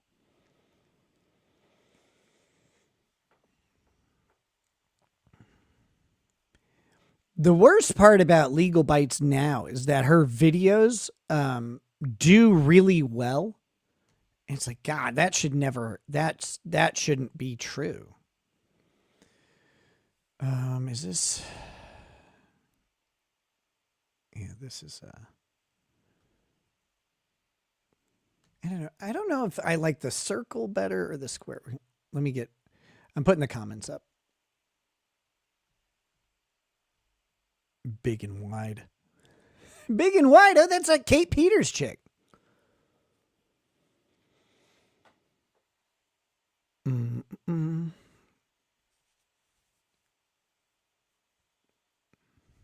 right, here we go. Oh, God, the resolution on this is awful. Hold on. I think that's... Ooh, enhanced bit rate. That sounds nice. Look at how crispy that is. Like, oh, Jay Cunnut. I'm about to fix the eye live on stream. It's makeup. It's makeup. It's a long story. Let's see. I do. Her face looks completely insane. It looks stretched. like, do you guys remember in Beetlejuice when Alec Baldwin like stretches out his beak like that. Like, oh my goodness, what are you doing? Okay, here we go. According to local reporting, at around 1:15 p.m., Chud walked out of that hearing. No, it's going to do this shit to me. Hold on. No. I'm into Millennium Plaza right outside the courthouse. I think I know the problem with this. Hold on. Claimed he... Wait a minute. Oh, wait, I'm clicking on his settings button. Hold on.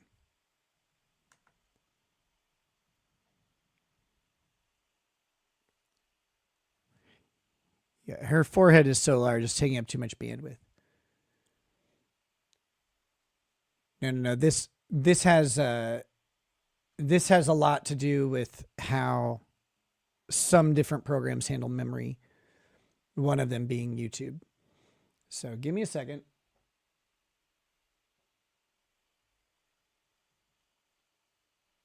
Oh my God.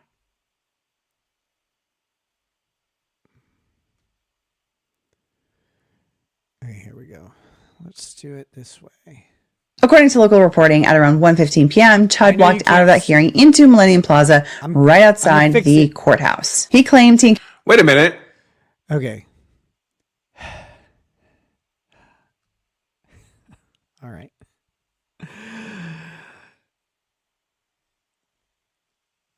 Let's kill that. It's going to skip right over that little embedded image? Why would you do that? I thought that... Stupid thing. Share screen. This one. Here we go.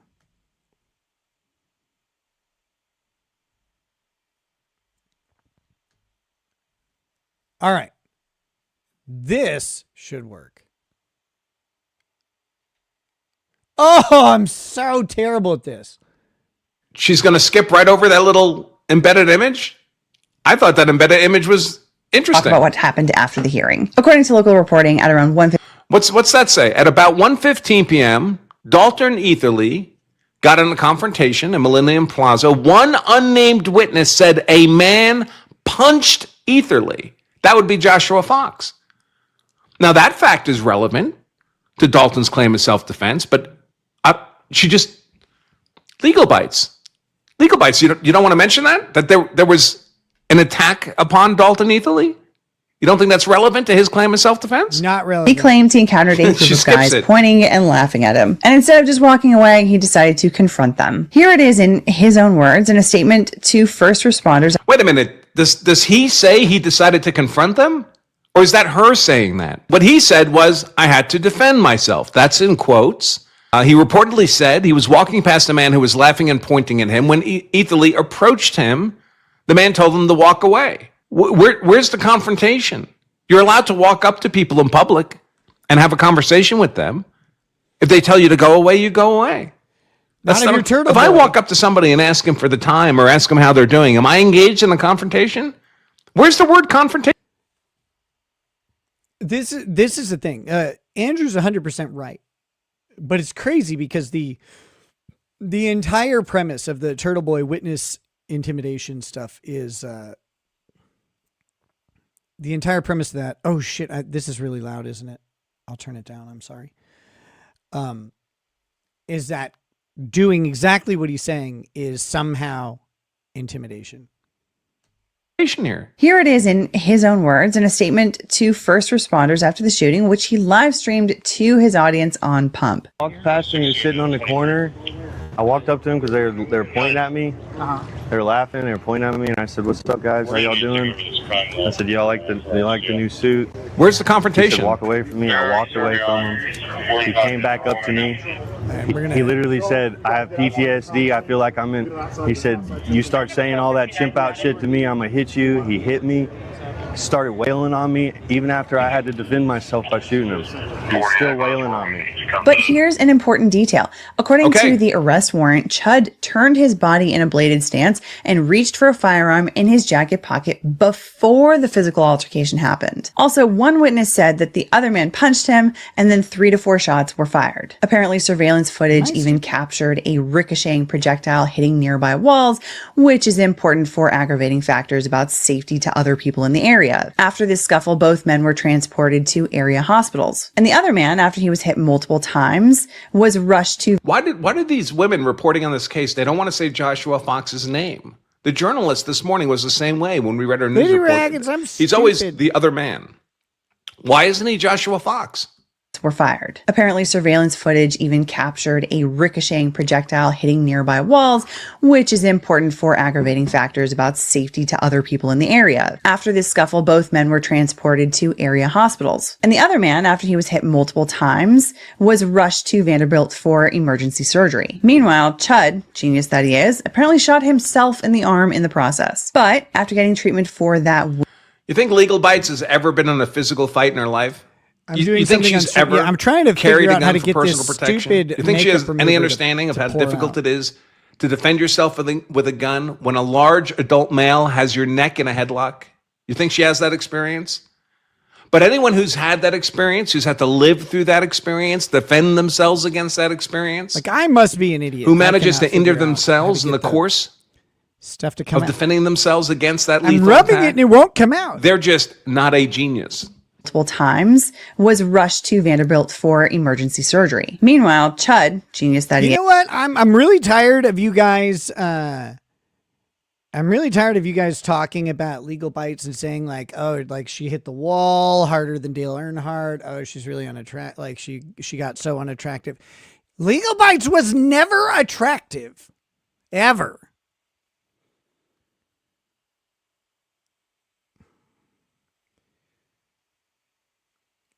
And I am sick and tired of this slander and defamation saying that she was ever good looking. She wasn't.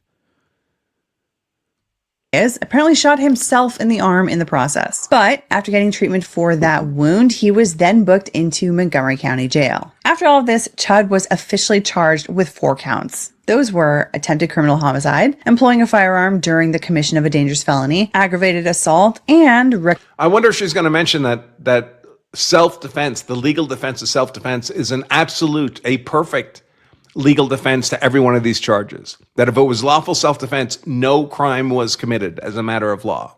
Reckless endangerment with a deadly weapon. But for purposes of this discussion, we're going to zero in on the big one, attempted murder. And to explain what that means under Tennessee law, we have to break it down into 2 parts. First, there's the elements of first-degree murder. And second, there's the elements of criminal intent. I can tell Bronca's one way to pissed define off first-degree already. murder under Tennessee law is a Because she's sitting here, she's like, oh, we have to break this and this and this down. And I know Bronca's just sitting there going, no, we don't.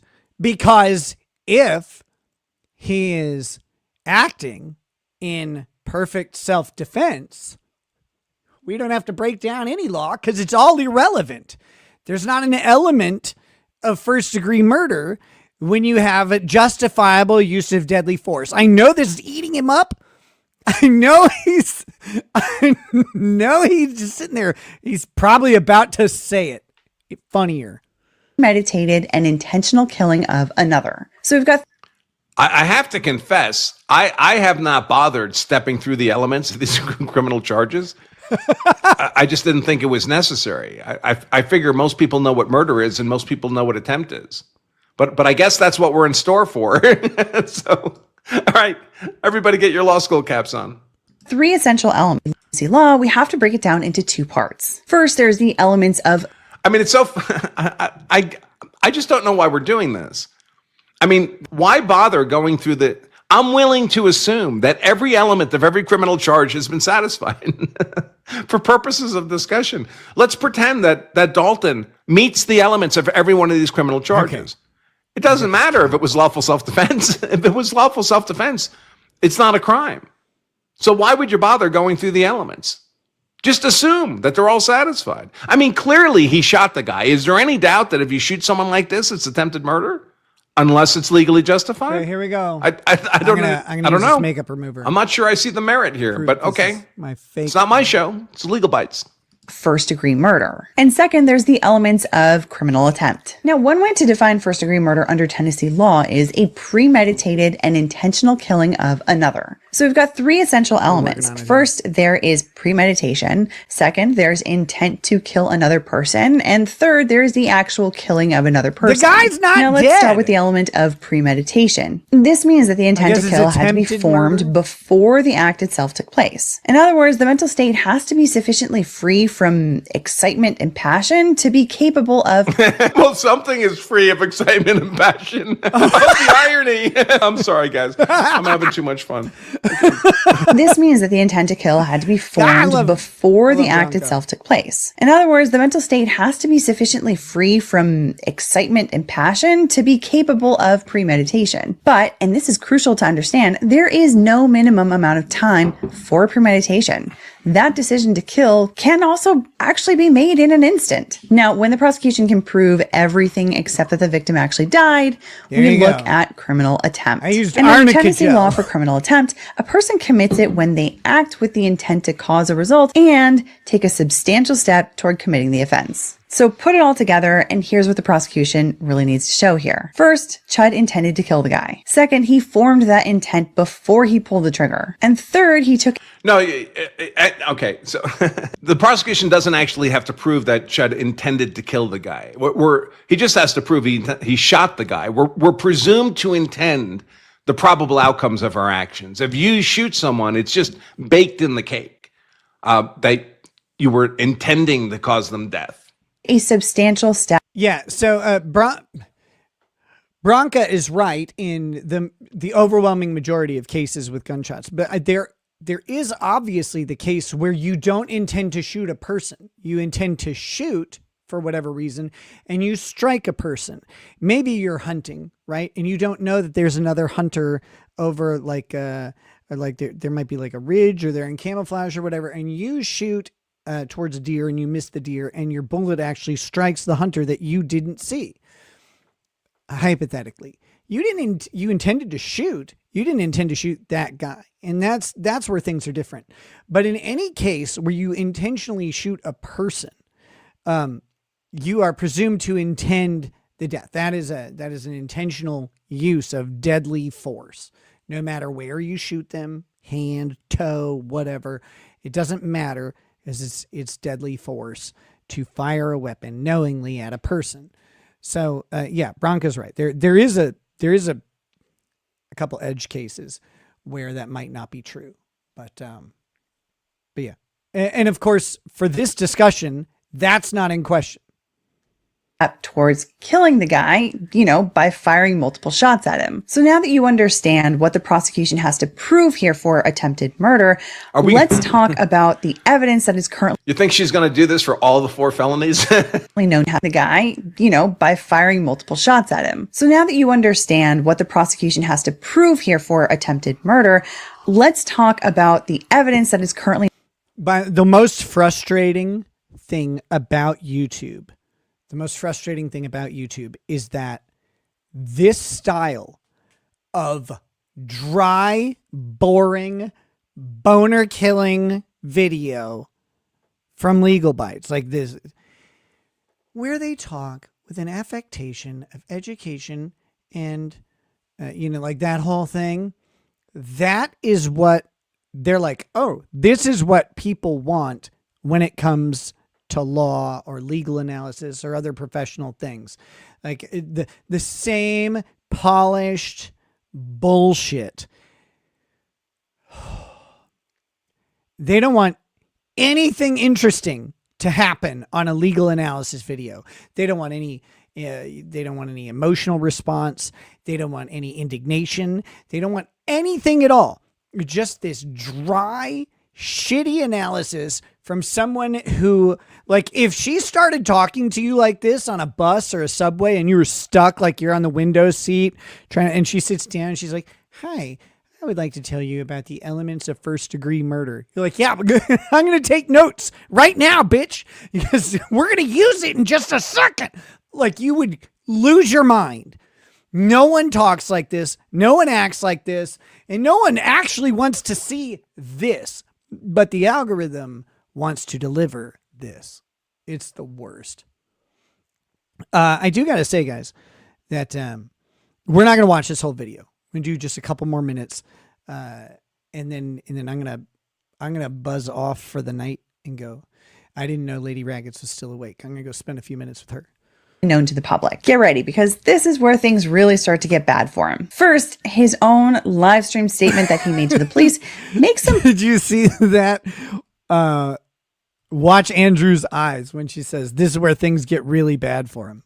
Talk about the evidence that is currently known to the public. Get ready, because this is where things really start to get bad for him. First, his own live stream statement that he made to the police makes some pretty awful admissions that he is never going to be able to take back. I walked past him, he was sitting on the corner.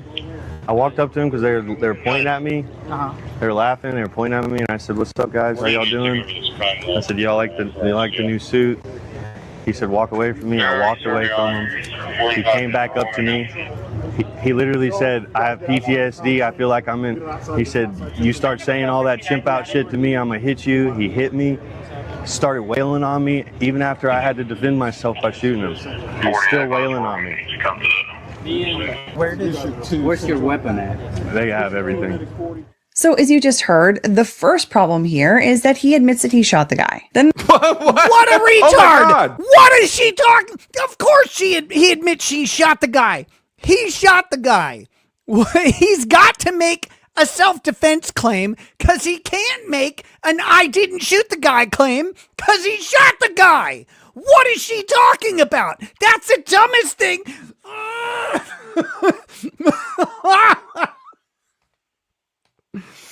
I'm so mad.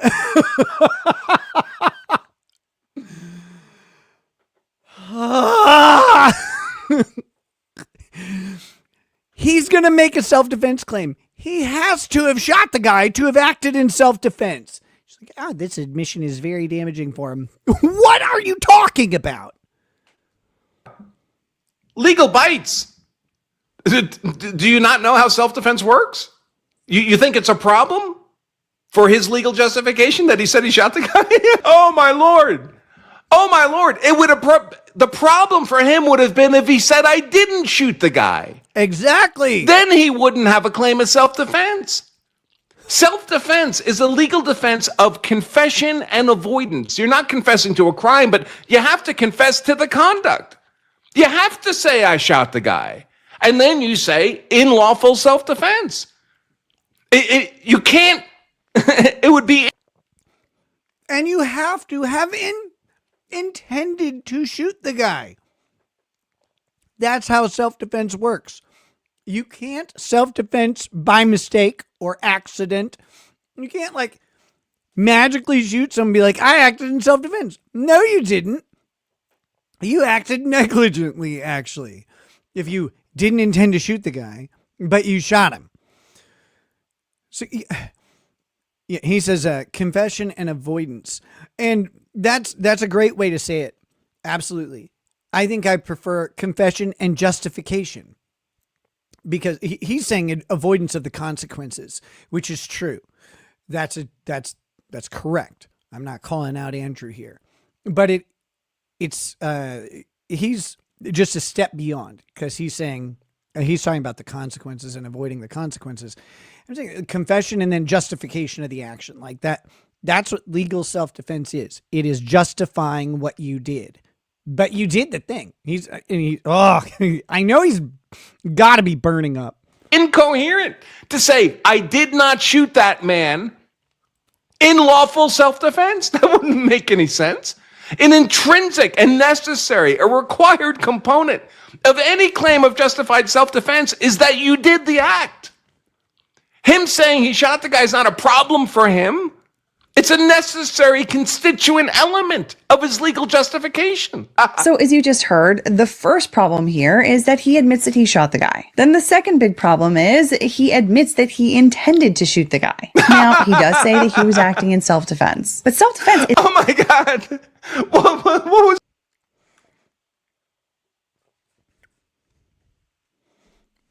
Guys, she's fucking stupid.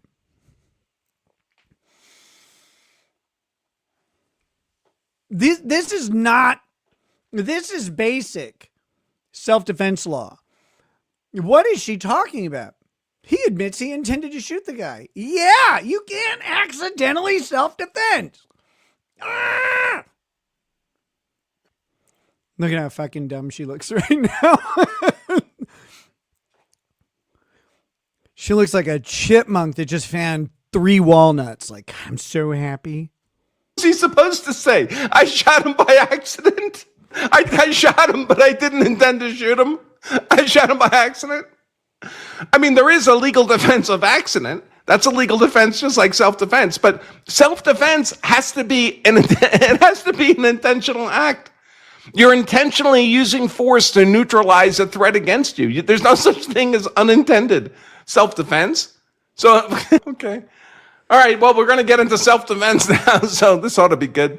Is an argument here is that he admits that he shot the guy. Then the second big problem is he admits that he intended to shoot the guy. Now, he does say that he was acting in self-defense, but self-defense is an argument for a legal justification for an otherwise criminal act. To successfully make that justification, you have to admit that you intended to shoot. We'll get more into detail about self-defense in just a minute, but for now, just keep that bit in your mind for later. So now, looking at this whole statement, the only element that may not check off totally is premeditation. But don't worry, the way I see it, the prosecution has plenty of evidence to draw on for that one too. First, like I said earlier, according to the premeditation, he looked at someone, he pointed the gun at them, and he shot him. That's premeditation. Like that's, I don't know, there are not many arguments against premeditation when you shoot someone. You could say that he like made the decision rashly because he was struck. But if you're going to admit that he was struck and then he's pulling the gun in response to the now threat to his life, then, you know, like they've got legal problems with this. She honestly has no fucking idea what she's talking about. She doesn't know. All right, here's what we're going to do. What I got to do is like, I can't do this whole video. This, you know, has been a very fun stream. There's some chats. I'm going to go through the chats and we're going to call it an evening.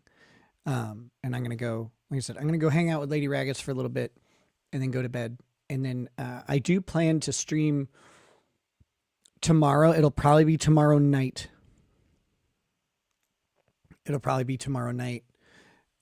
Because I think we're going to go do something fun with the kids. Relatively Objective says, so Chud is going to prison forever, right? If a jury sees his videos instigating, I'm assuming there's no shot they believe this time is different. Does he have a snowball's chance of victory? Well, yeah, his videos of instigating should be excluded. They're highly prejudicial. I guess they could be probative, but he could instigate a bunch of other conflicts like all day. That doesn't mean he instigated this one or has a propensity for murder. So that's prior bad acts evidence and doesn't seem relevant to this, and it's highly prejudicial. So I don't know if that comes in. But the question of legal self-defense really, again, if you have legal self-defense, I mean, that's going to, of course, hinge that he's not the instigator. But right now, I haven't actually seen any instigation anywhere. I've only seen people talking about it. I swear Nick's story about how he met Lady Rackets is actually a cover story. He actually walked up and used that Vanilla Ice pickup line. Why okay? Drop dat zero and get with the hero. Wolfgang wants to remind everyone that mods are gay. Very gay. Gayer than most. Gen X Medic says, damn, she hit the wall harder than Dale coming out of turn 4 at Daytona. Maverick Cuba says, fuck the BS. I'll pay a $50 super chat to review a music video of my choosing. That gets copyright shit. That's the problem with it, unfortunately. We would have to do that on like Rumble or locals or something where YouTube can't be involved.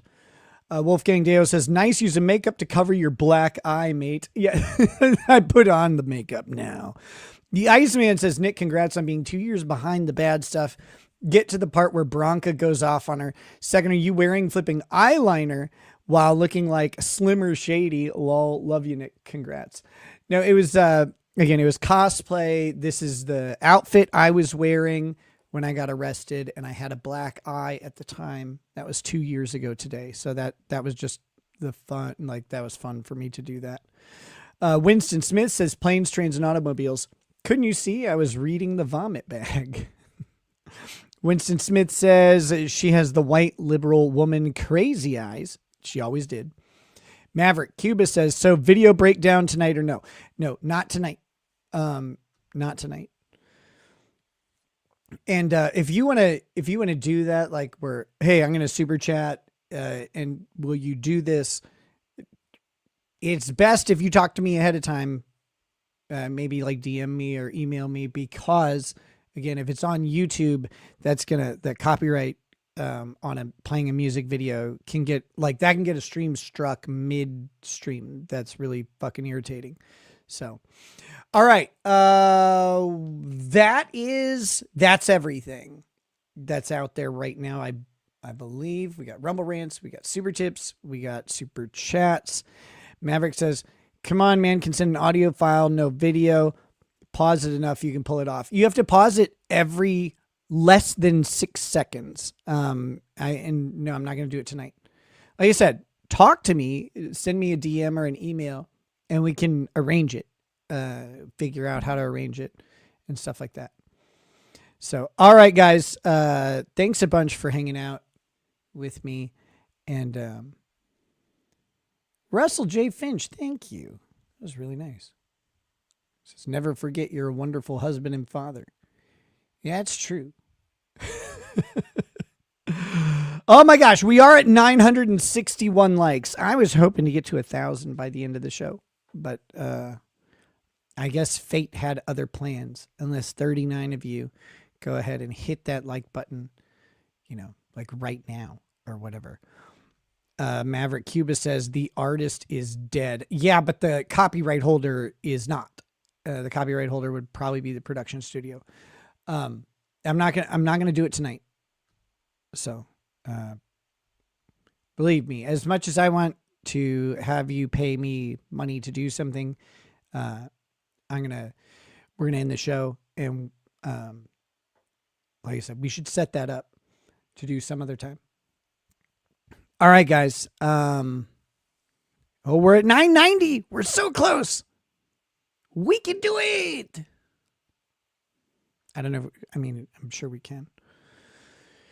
You already licked the like. I can't unlick and do it again. Well, you could, but it wouldn't help. So let's see. Let's see. Art, I removed the makeup. The black eye is gone. The black guy and the black eye is gone. Maverick Cuba says, I will email. Sounds good, brother. Thanks a bunch. Enjoy the rest of your night. Oh, there we go. We passed 1,000 likes. Thank you. Thank you. Very much appreciative of that. Thanks, guys. I will catch you next time. I'll play the full outro for you, though, because I do love you. And we'll catch you guys soon. All right? Peace.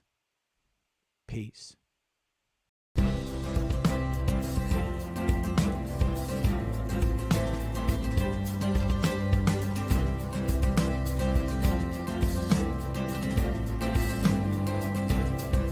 Oh, he drinks a fair bit, but you realize that it just helps get his noggin jogging along with his glass by his side and his kids asleep tight. We'll hear some lost-splaining tonight. With his microphone muted, we'll laugh at this boomer until he explains it's all part of the plan. Watch his face become redder as he becomes madder, raging at idiots from Twitterland. From the white shores of Maine to the hills of Glenlivet, there's no one who explains the law better than Nick. So pour out a glass for the ones who have passed to make the law what we have now. Oh, his lady is fair, and she handles herself with the grace of one who has borne many children. As the wife of a lawman, she makes sure that he has the time and the place to provide for them there. So pour out an Ardbeg, a Balmore, a Lafroig. The spirits flow as the ones who get unemployed. So pour out a glass for the tea post on Twitter as we hear Lost Blaming tonight. From the white shores of Nairn to the hills of Glenlivet, there's no one who explains the law better than Nick. So pour out a glass for the ones who have passed to make the law what we have now. Oh, the guests are all planet folks, from Doug T to Drexel. They bring their perspective and spice to the mix. But the reason we're here and the one that we cheer is the one who is showcasing us his career.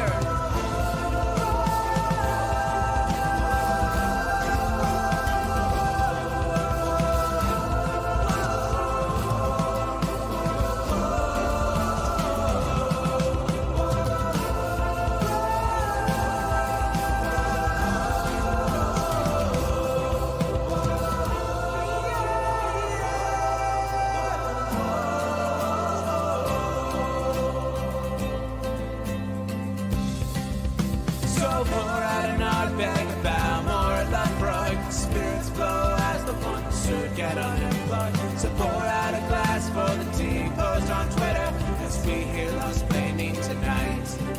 From the white shores of Nairn to the hills of Glenlivet, there's no one who explains the law better than Nick. So pour out a glass for the ones who have passed